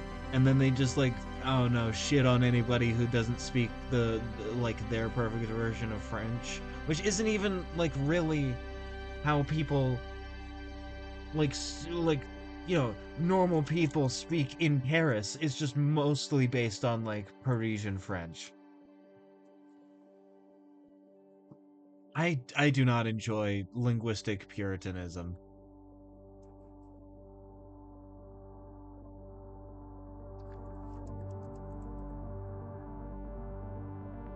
Piano Gremlin, that fish has been stuck in my head, and I hope you're happy with yourself because it's a very catchy song and a very cute fish. Steve, dude. Wow, le poisson Steve. Mélange. Also, I noticed that when I sing along to that song, I end up having a more like the je noise that I use feels a lot more like Cajun French than like Parisian French, and that's just like from a Paris truly is the France derogatory of France. True. Yeah, je m'appelle. But you know, like the way I pronounce French things, weirdly enough, like there's a lot of actual inaccuracies I have. I'm not gonna say like, oh, I pronounce it perfectly. I pronounce French very perfectly. I'm the greatest that there's ever been at France. I'm the best at France. But like, there's a lot of stuff where I'm like, no, I pronounce that correctly. It's just I pronounce it like the French speakers in my country.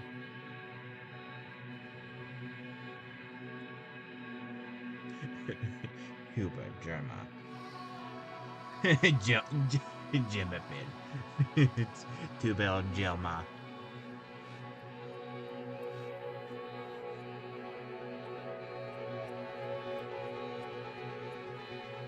God, out of like all the varieties of French that I've heard, Cajun French is legitimately like that dialect is a fucking art form, I tell you.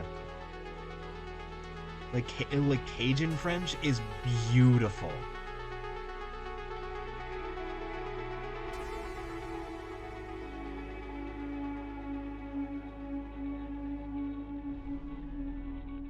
And what's interesting is like two it comes from like 2 degrees of like French settlement.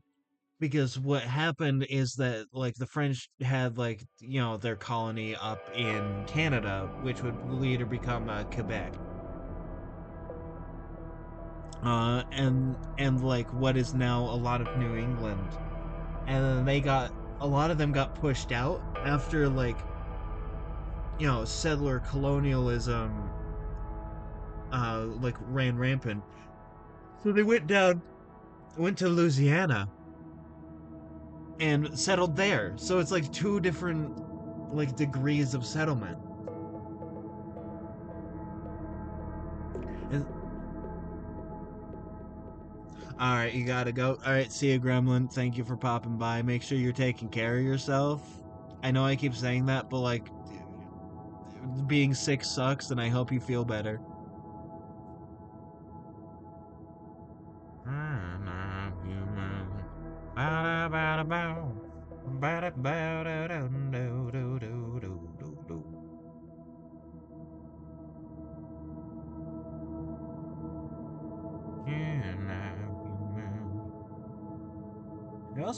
It also seems like T Gray is gone. In that case, whether or not they come back, thank you for popping by too. It's awesome to have you here always.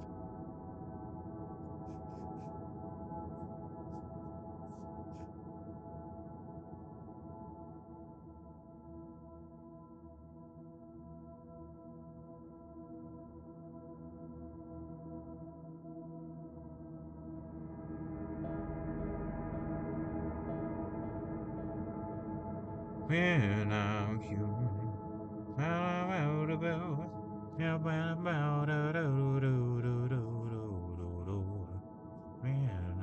human.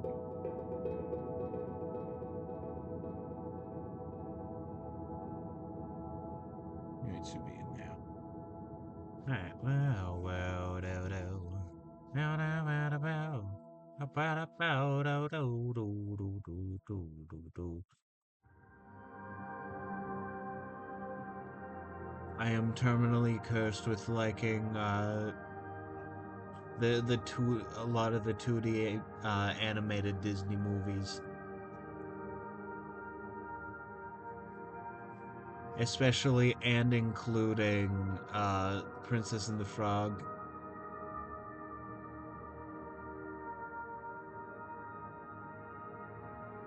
That's like I be telling you, gotta dig a little deeper, find out who you are. Gotta dig a little deeper, it really ain't that hard. Find out what you need. Sunshine, guaranteed. And like why I started saying that when we were beforehand talking about like Cajun French, is mostly because they like the voice actors for that film put in a lot of work to be like to have accurate accents, and the big like when you speak how do I put this? I'm incredibly tired and eepy, so I'm not uh thinking clearly in the speaking department, but like a very like immediately like at least Cajun sounding like sound is, instead of saying like guaranteed, we'll go garon, like that noise, like guaranteed, guaranteed.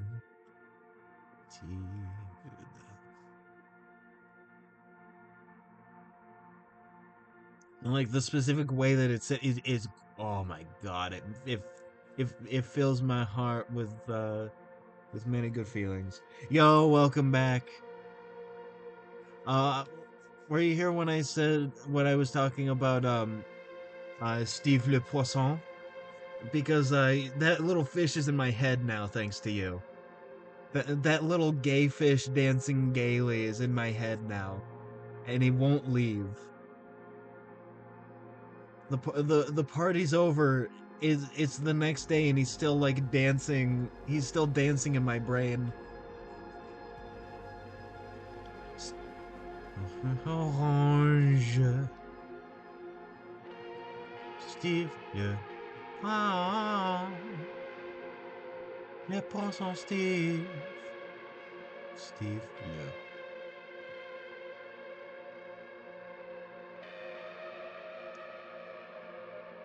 Les bras, violence. I, I, I, I don't remember all the words because it's not in a language I speak, but I refuse to listen to the English version of it because it's meant to. It was written in French. It is designed to sound good in French. Les poissons Steve. Steve, le. Les poissons Steve.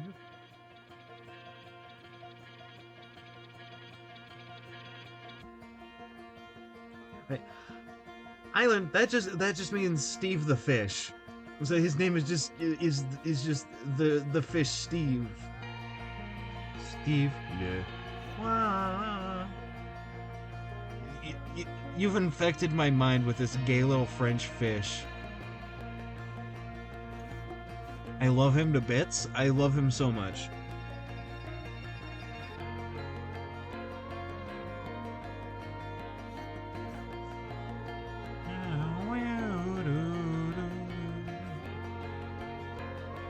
That reminds me, I need to like get more into like French 2D animation.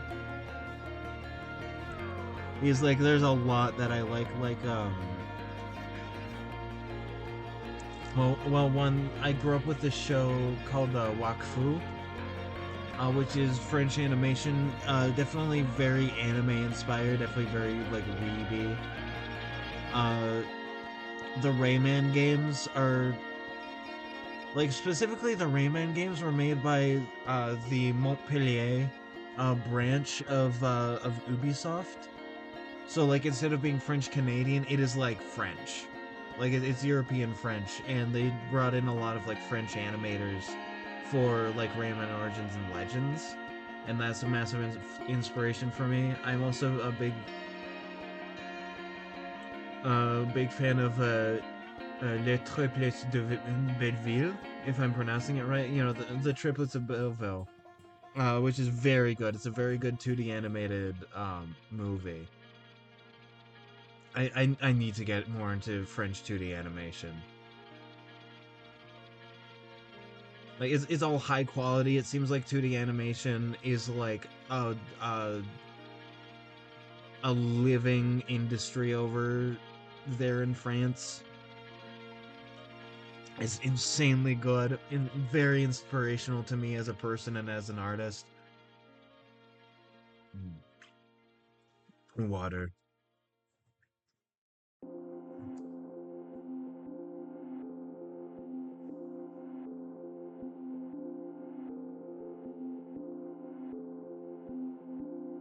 Yeah, it's a bit of a better length of hand.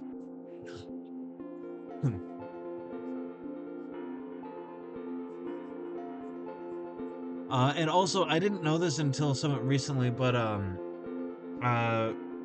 like have you watched Creature Commandos? You were talking about watching Infinity War, and I know like Creature Commandos is DC, but you know, if you're into superheroes, it's very good. I learned that it was made, like it was animated by the same animation people that did uh an adult TV show, like a very adult like cartoon called the Peepoodoo. It was made by the same studio who made that, and it's super fascinating. The show is really good. Rest in peace, GI Robot. You will be back. I doubt that you'll stay dead.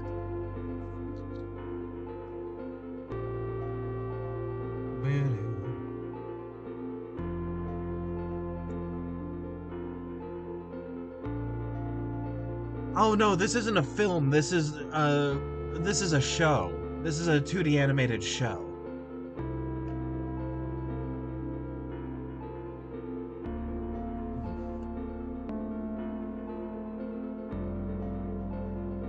Which might not make it any easier to find, but it's, you know, it's not a movie. It's a show. It's very good. But like that's also animated by a French studio. It's just one that typically does more uh like sexual adult material, which is I'm so glad that they're able to like use that as portfolio for DC.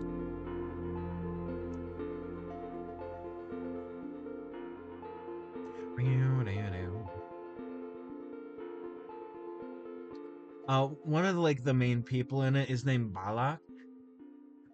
I don't know if that's his actual name or just the name he goes by, but that's his name. And I first found out about him not from like his animations, but because he did a cover with somebody else named Bruno of "The Kids Are Not All Right," and it is my favorite version of that song, like out of any cover. It's so good. It's like a soulful acoustic version of that song, and is oh my god, oh it's so good. And like it's relatively old now in terms of like internet standards. It's very good. I can probably send that in main chat. The Balak and Bruno "Kids Aren't Alright" cover. It's so good.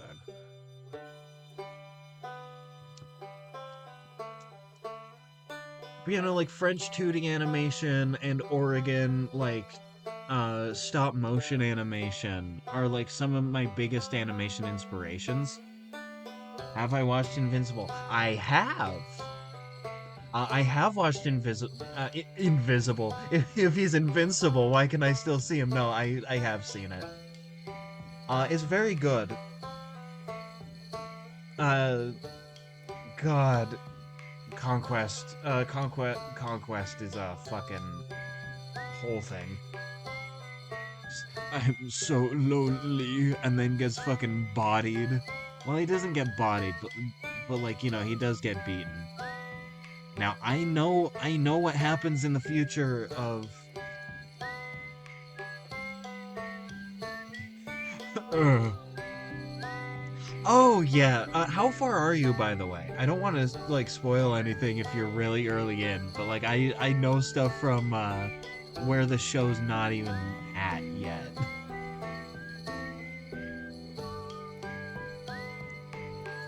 Yeah, no, it's definitely ooh. Invincible is not a very lighthearted show. It is quite good. It is quite good.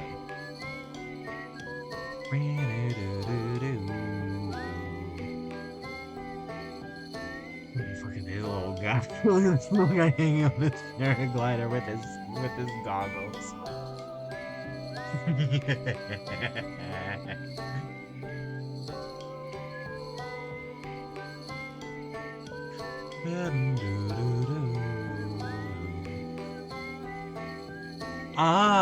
Okay. I've watched all the way to the end of season 3, and know what's gonna happen after that. I don't know how they're gonna change it for the show, but I know like what takes place afterwards in the comics. Yeah, no, I was gonna. God, it is kind of hard to avoid spoilers for season 3 in general. It's very good. Rest in peace, Rex Explosion. You're a real one.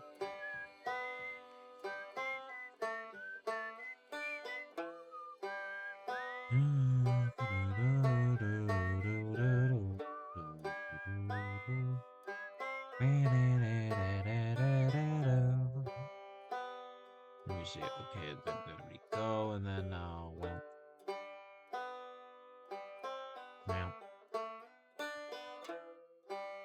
All right. Very good and cool and pog and awesome. I think I want to keep the spiral eye motif. I don't know what it means, but I like it, so I'm gonna keep it in here. And I'm gonna add it back into the I'm gonna add it back into the goggles since like the eyes are covered up. I need to. Yeah, they go opposite directions, and then they go. like that. All right, there we go. Hog.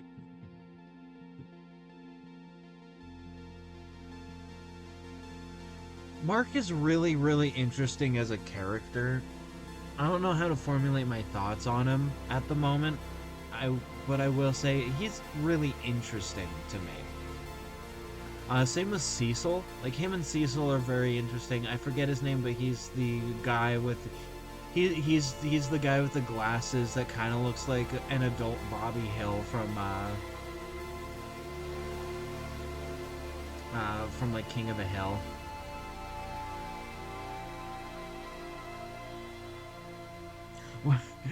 God, just the constant title cards. Where where is I forget the jingle of the title card.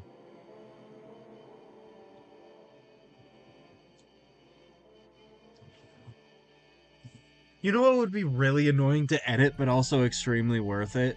To like manually add in every time that I say invincible uh on the stream, like or like on the VOD, add in the fucking title card. Like that would be annoying to edit, but also extremely worth it. That would be so worth it.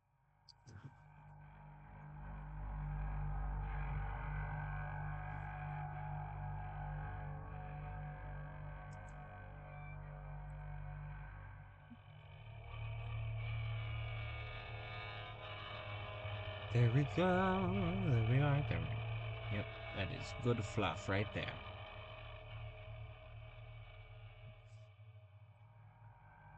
There's this sitcom that I really want to watch. It's like free on this streaming service called Tubi, which I have. It's very cool. It's called Vicious, and it's about this like it's about this gay couple who have been married for like well technically not married but like married, right? Like I don't care about the legal institution of marriage. They were married, right? Even if they don't get like legally married until later. And so it's this old like snappy like gay couple, and one of them is played by Ian McKellen of Gandalf and Magneto fame, who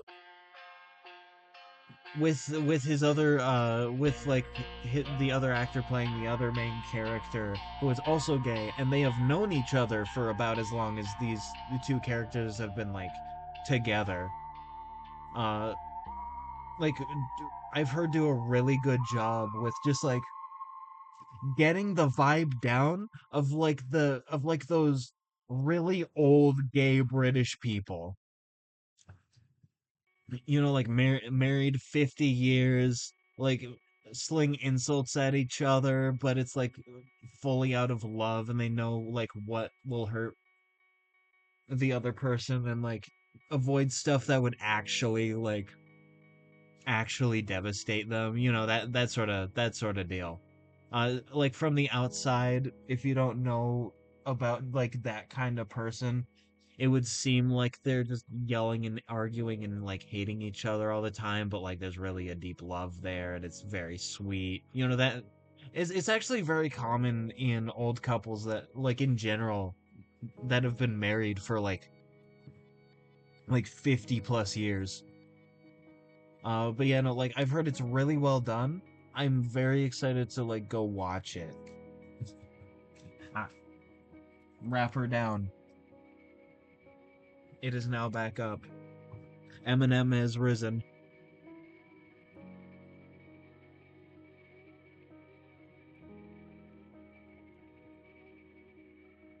Hmm.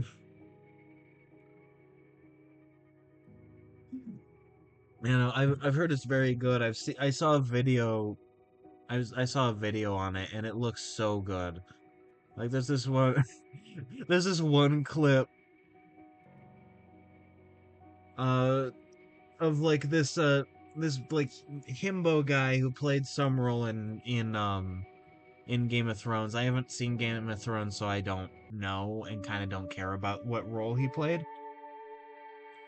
And he's like, man, one day I want to have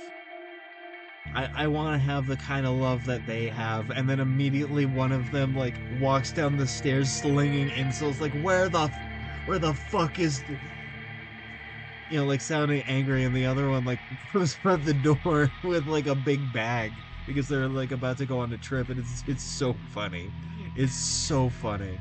Like that's just like what old gay couples are like.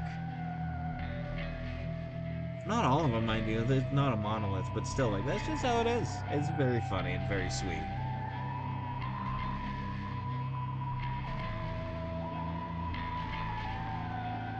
It is called Vicious, and it is on Tubi for us, but it's probably somewhere else for you because, like, it is an English sitcom. Like, it is British, so like you'll probably have a bunch of other places where you can watch it.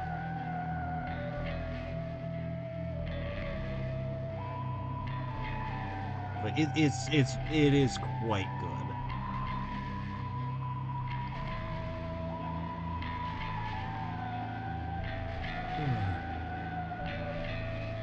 Sorry for yawning at any point. I am tired chronically. You've heard of the Chronicles of Narnia? Get ready for chronically tired. There's still a lion there for some reason. And a witch and not a wardrobe.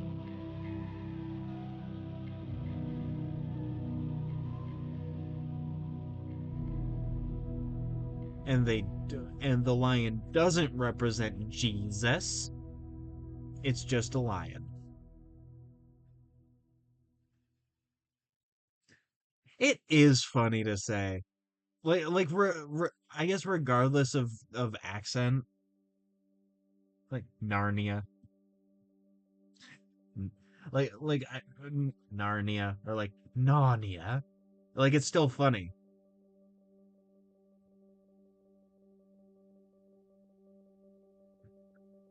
It's very fun. It's a very fun word.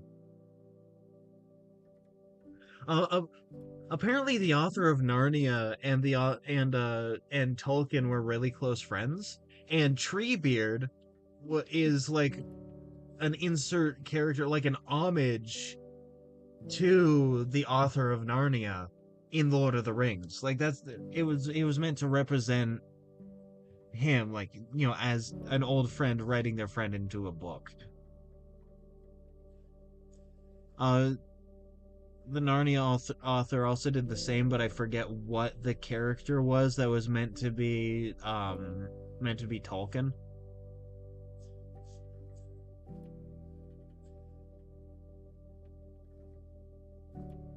But like I think that's really sweet, right? Like making characters in each other's like making characters in like each of your like artworks, your literary works. Like and they're characters of each other. That's so sweet.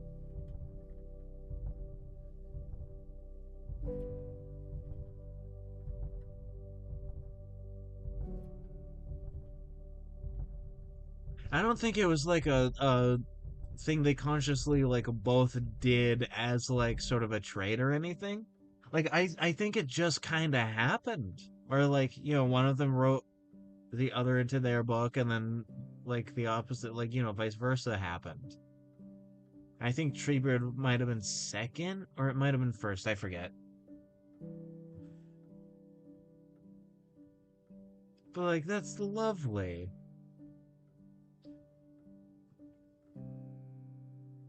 Um,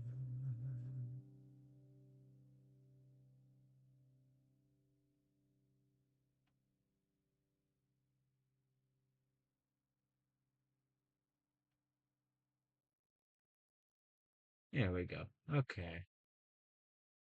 There we are. That's very cool and awesome. And if I move this down to like, I don't know, 66 or something, and I move that down to like, I don't know, 75, I have a new layer. with a new layer crumb.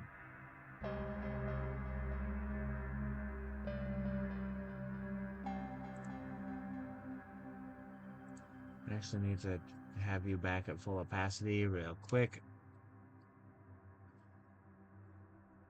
I am messing up in many ways, but none of which are bad or annoying even. It's just man.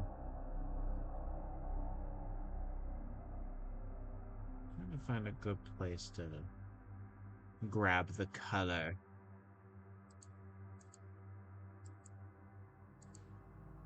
There we go. Okay, and I can lower you down to 66. Lower you down to... Or I guess keep you at 75. Get you up this...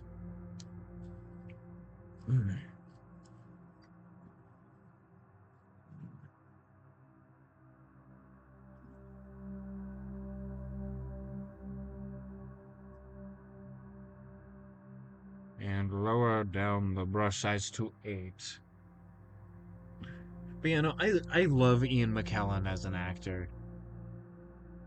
His roles are amazing. He's a great actor. I love him as Gandalf. I love him in basically like everything that he's in. Except for Cats 2019, that can sort of like burn in hell, frankly.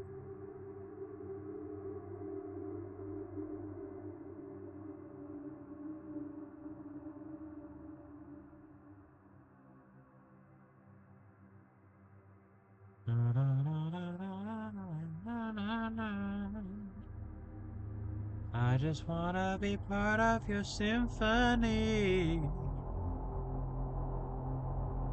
Steve, yeah. Wow. Yo, hello, how's it going? Welcome to chat.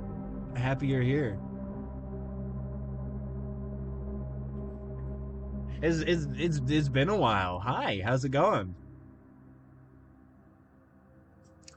Right now I'm doing concept art of like funny little clown guys for a funny little clown game that I'm working on. Uh,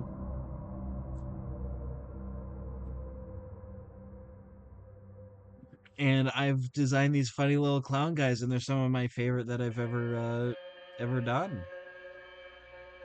Like as a design of anything, honestly. I love my favorite genre of character is funny little guy.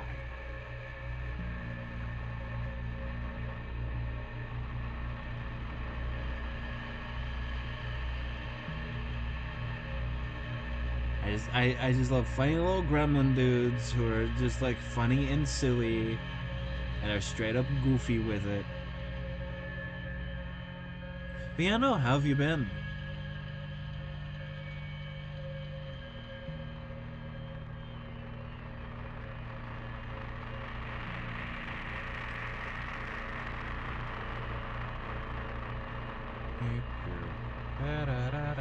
I've been making a lot of progress on a lot of stuff, which I'm extremely happy about. It's very cool. It's very awesome.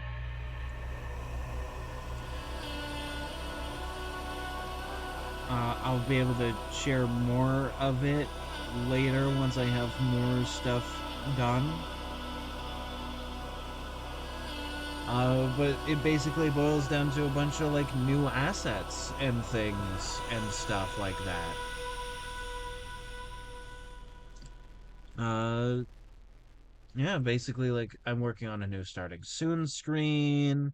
I'm working on uh a new like PNG tuber model for myself. I'm gonna work on another PNG tuber model for myself for like a whole fun like screen thing because it's all gonna be circus based, and I want to have my funny little tentacle guy to be like in a bunch of different suits. Oh, you're gone. Okay, no, thanks for popping by.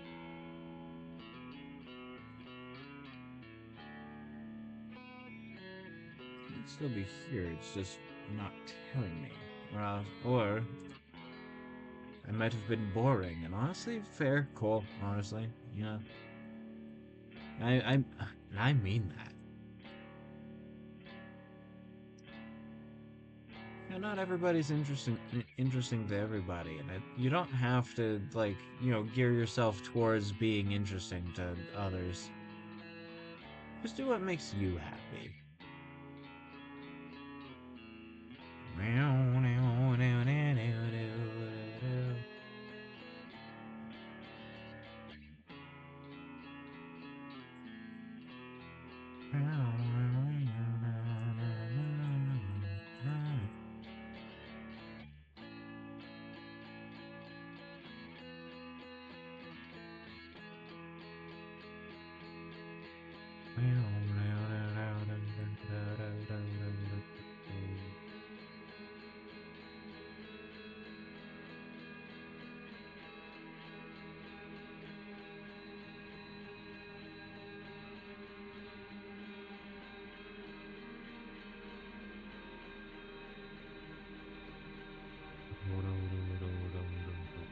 Alright, here we go. Steve Blue.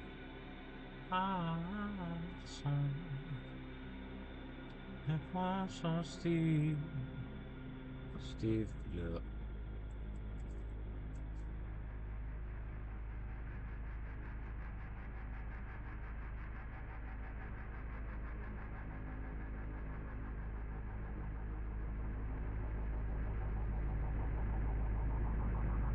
I think my shit might be funky with it.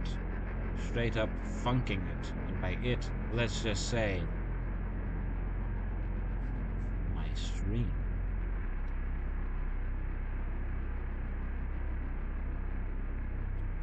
Ah, I had a that reminds me of a thought I had.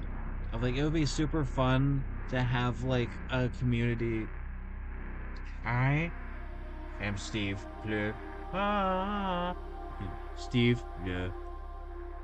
Ah, exactly. But I had a fun idea, like community art thing that I thought like this would be interesting to do sometime. Of like uh creating like music playlists, sending them into like a chat, like links to them in chat, having them like labeled with a number, doing like random number generator on like the music playlist and going, all right. Oh, sorry for the loud clap. I didn't mean to clap that loud. Just all right. Now design a character entirely based on the vibes of all the music. Right? Like that sounds like a really fun art thing.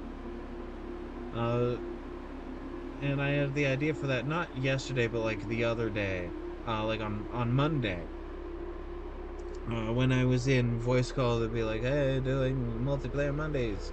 There's like, it's fine. Nobody showed up for it. I don't expect anyone to. Uh, I did get a music bot in, like with music, and like that's why I thought of this. Like it would be super cool to have a thing where like you know we make music playlists and then we go, all right, what's your interpretation of what a character that fits this music would be like? Right? Like that sounds like an awesome art thing.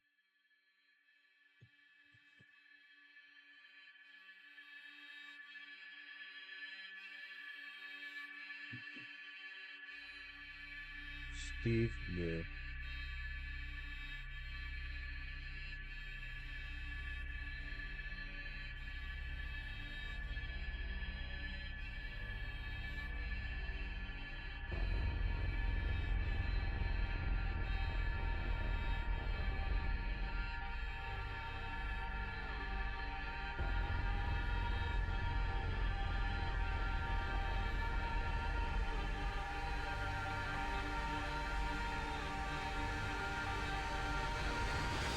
And trying to get the shape down.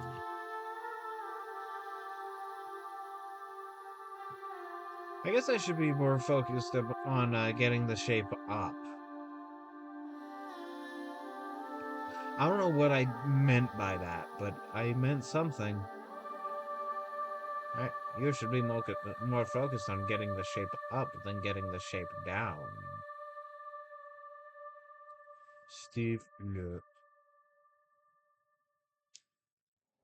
I la la lava, chicken. Steve's lava chicken, yeah. La la la lava, chicken. Here's a lava chicken, yeah.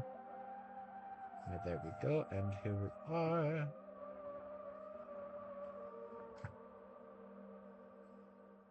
Steve, yeah.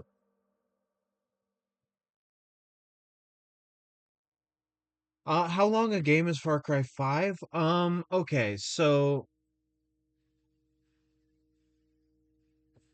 uh okay, so I'm not gonna spoil it, but okay, so you know how on stream we're almost to killing John Seed, right?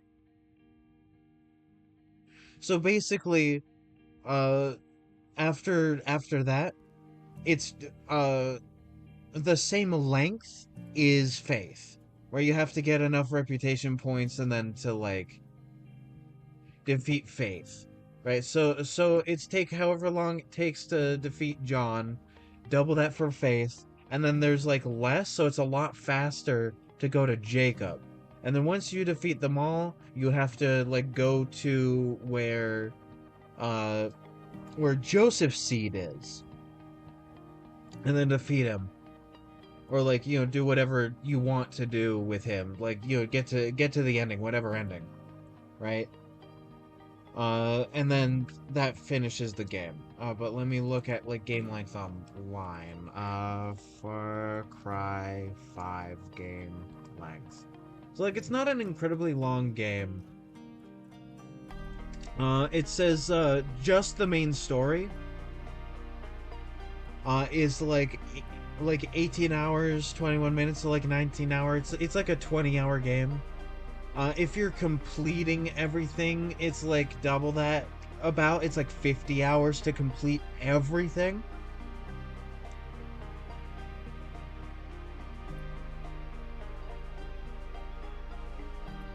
So it's not an incredibly long game for the fact that it's like open world. It's not incredibly long. It does take some time though. It's a very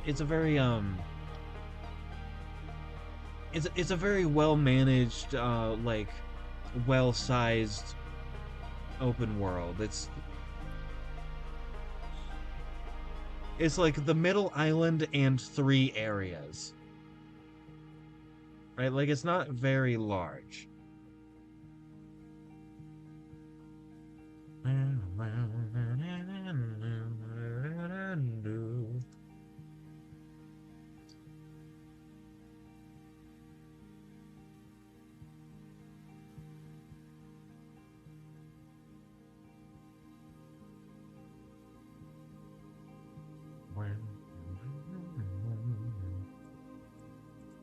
But yeah, no, like what you've seen us go through so far in stream is like a bit under a third of the game.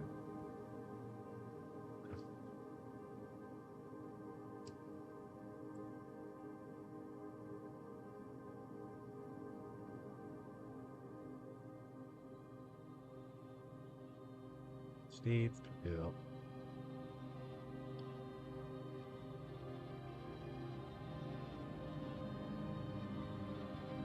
Give me but a moment. I'm going to BRB.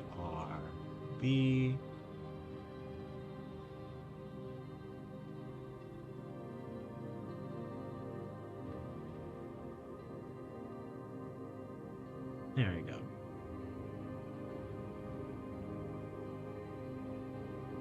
I'm gonna be right back. I'm gonna get water. Let me turn off audio again. I have returned and I have water. Yep. There we are. Very good, very cool, very awesome. Steve, yep.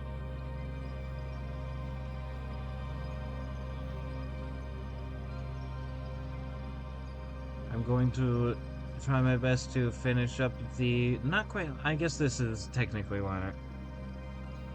Guess who's back? Back again. Guess who's back? Tell a friend. Guess who's back? Guess who's back? Guess who's back? Guess who's back?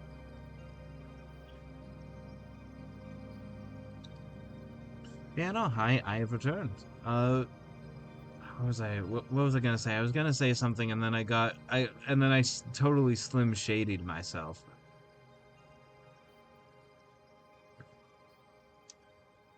Yeah, I'm back with water. It's very good, very cool. Remember to stay hydrated.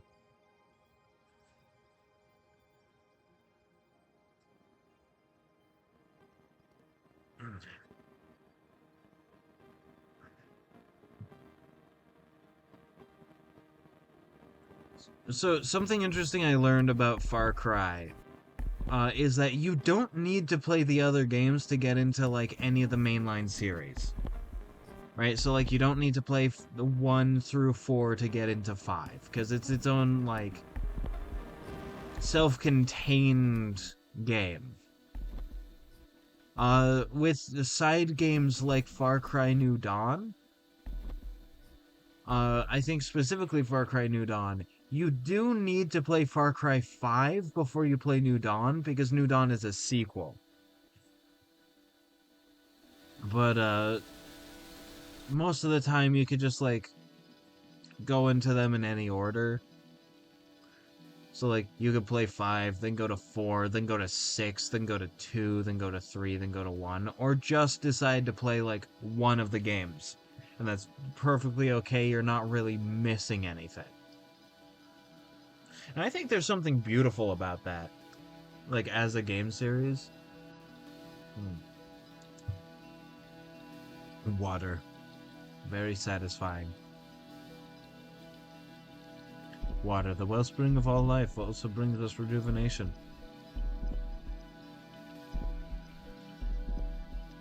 Can also drag you away into watery hell that no one can escape from.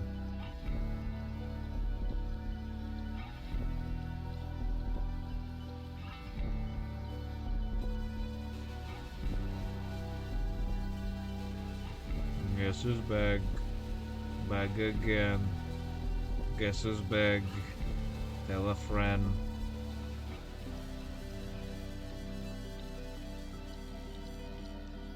Guess who's back? Guess who's back? Guess who's back?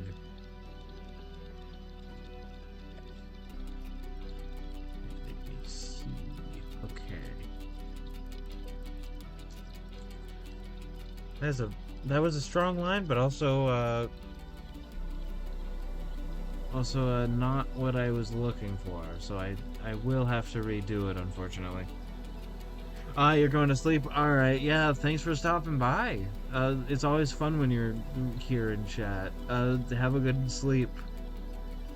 I'm gonna be up for a while longer, so, like, once I'm done streaming, I'm gonna edit the next Far Cry 5 VOD.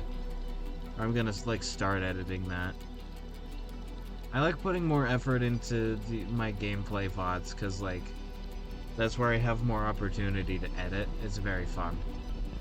But yeah, no, again, thanks for stopping by. It was very fun.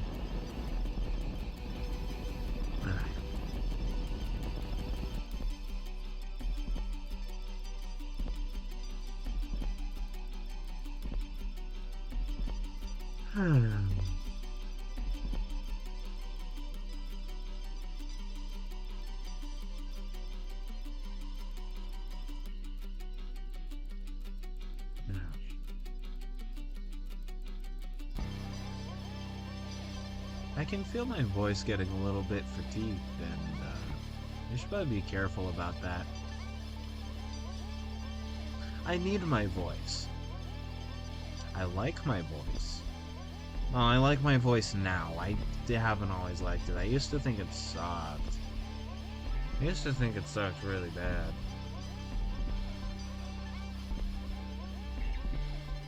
You know, as it's developed, I've really grown to appreciate it for the way it is and the way I can make it in the future.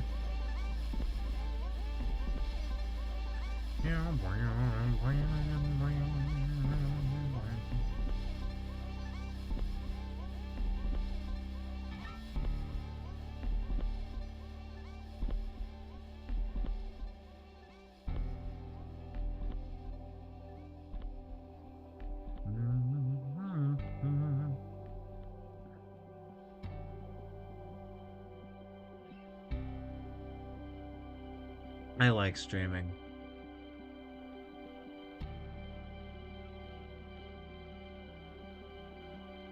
You know, I knew I liked it from the moment that I like really started to do it, but like now that I have some people that like are in chat and are really cool to interact with and really funny and awesome and like what I do, uh made me realize just like God, I love doing this. This is awesome. And there's something really meaningful about that to me. But just like,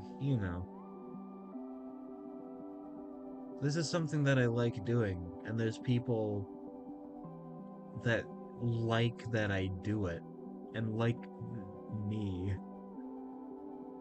And like, there are people outside of streaming that like me, right? Like that's but still like it's very nice. And it means a lot to me.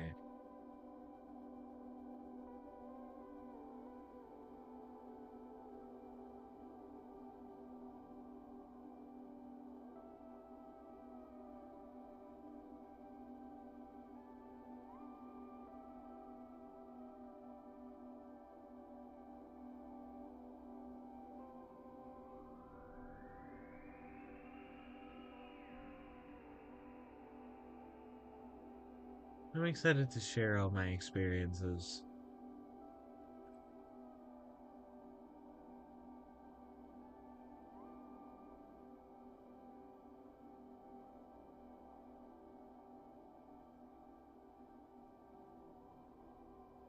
God, I just remembered something. So I've been looking into like um Armored Core 6 mech customization, and I've been seeing a lot of stuff from a old like 2000s mech show, like mech cartoon called Mega XLR, and it takes place in New Jersey, and it looks really charming. It's like insanely like just 2000s. It feels like all the character designs and like the dialogue and the max and like everything. It feels so incredibly 2000s. All the way down to like the hot rod blue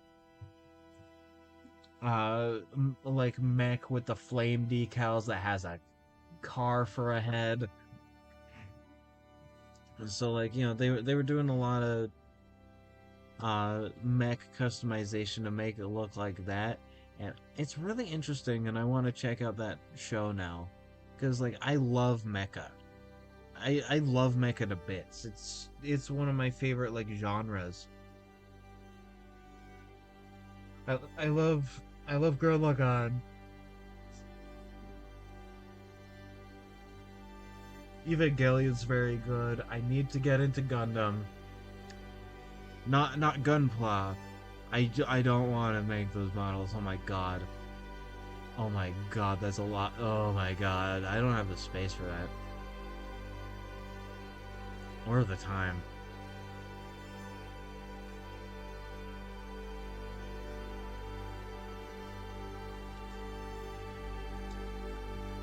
Oh boy, I just popped my back and that's very based and cool.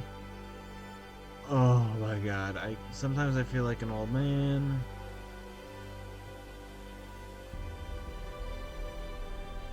I'm only like 21, dude. I shouldn't be feeling that.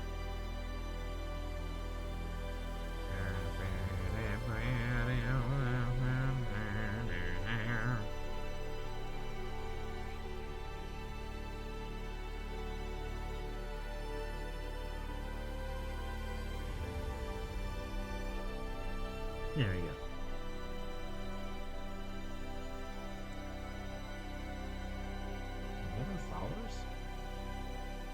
Huh.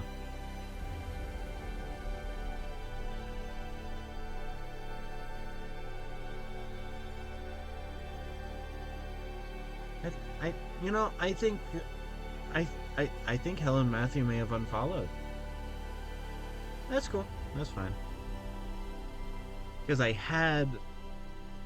I, I had 12 and now I have 11.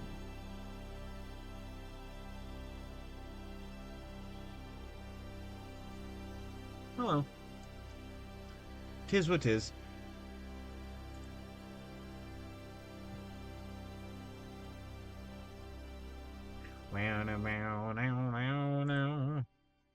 Working on this little funny dude. I'm very happy.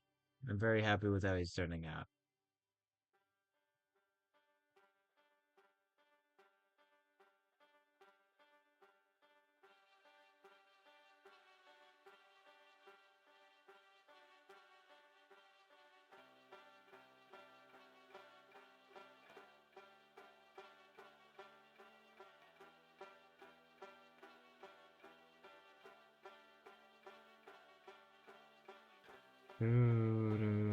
God, I'm tired.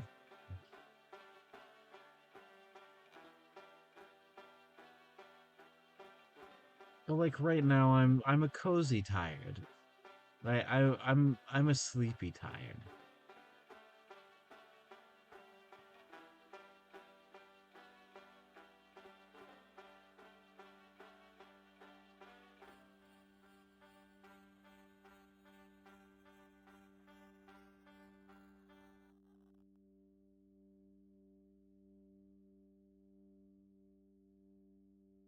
It's kind of a nice feeling.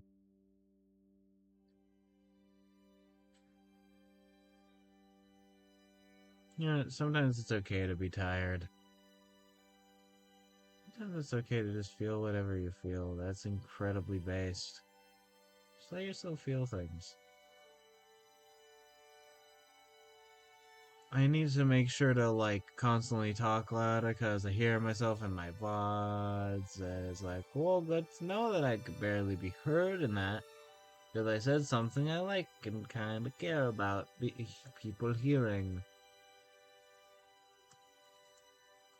Tis what tis. It happens.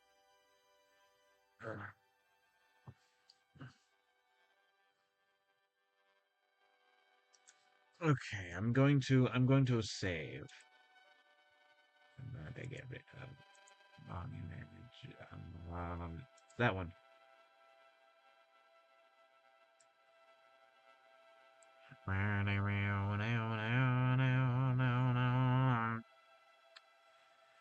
So I am going to. Yeah, I saved. I'm taking a screenshot. And I'm gonna switch over to wrong screen. Uh, and I will now do my ending read. I've been Bajongles. You can find me over on here on Twitch Tuesdays, Thursdays, and Sundays, noon Pacific Standard Time. You could also find me over on Bluesky and Tumblr, where I post the art whenever I finish them. I also post when I'll post when I go live there. I also post links to the VOD releases, which, speaking of VOD, they happen a week after each stream. The one from last week should be out now, and I will be working on the one that will release during Sunday's stream. Uh, and you can find those over on YouTube if you're here from YouTube. Hi, YouTube. I'm happy to see you here. Make sure to like and subscribe.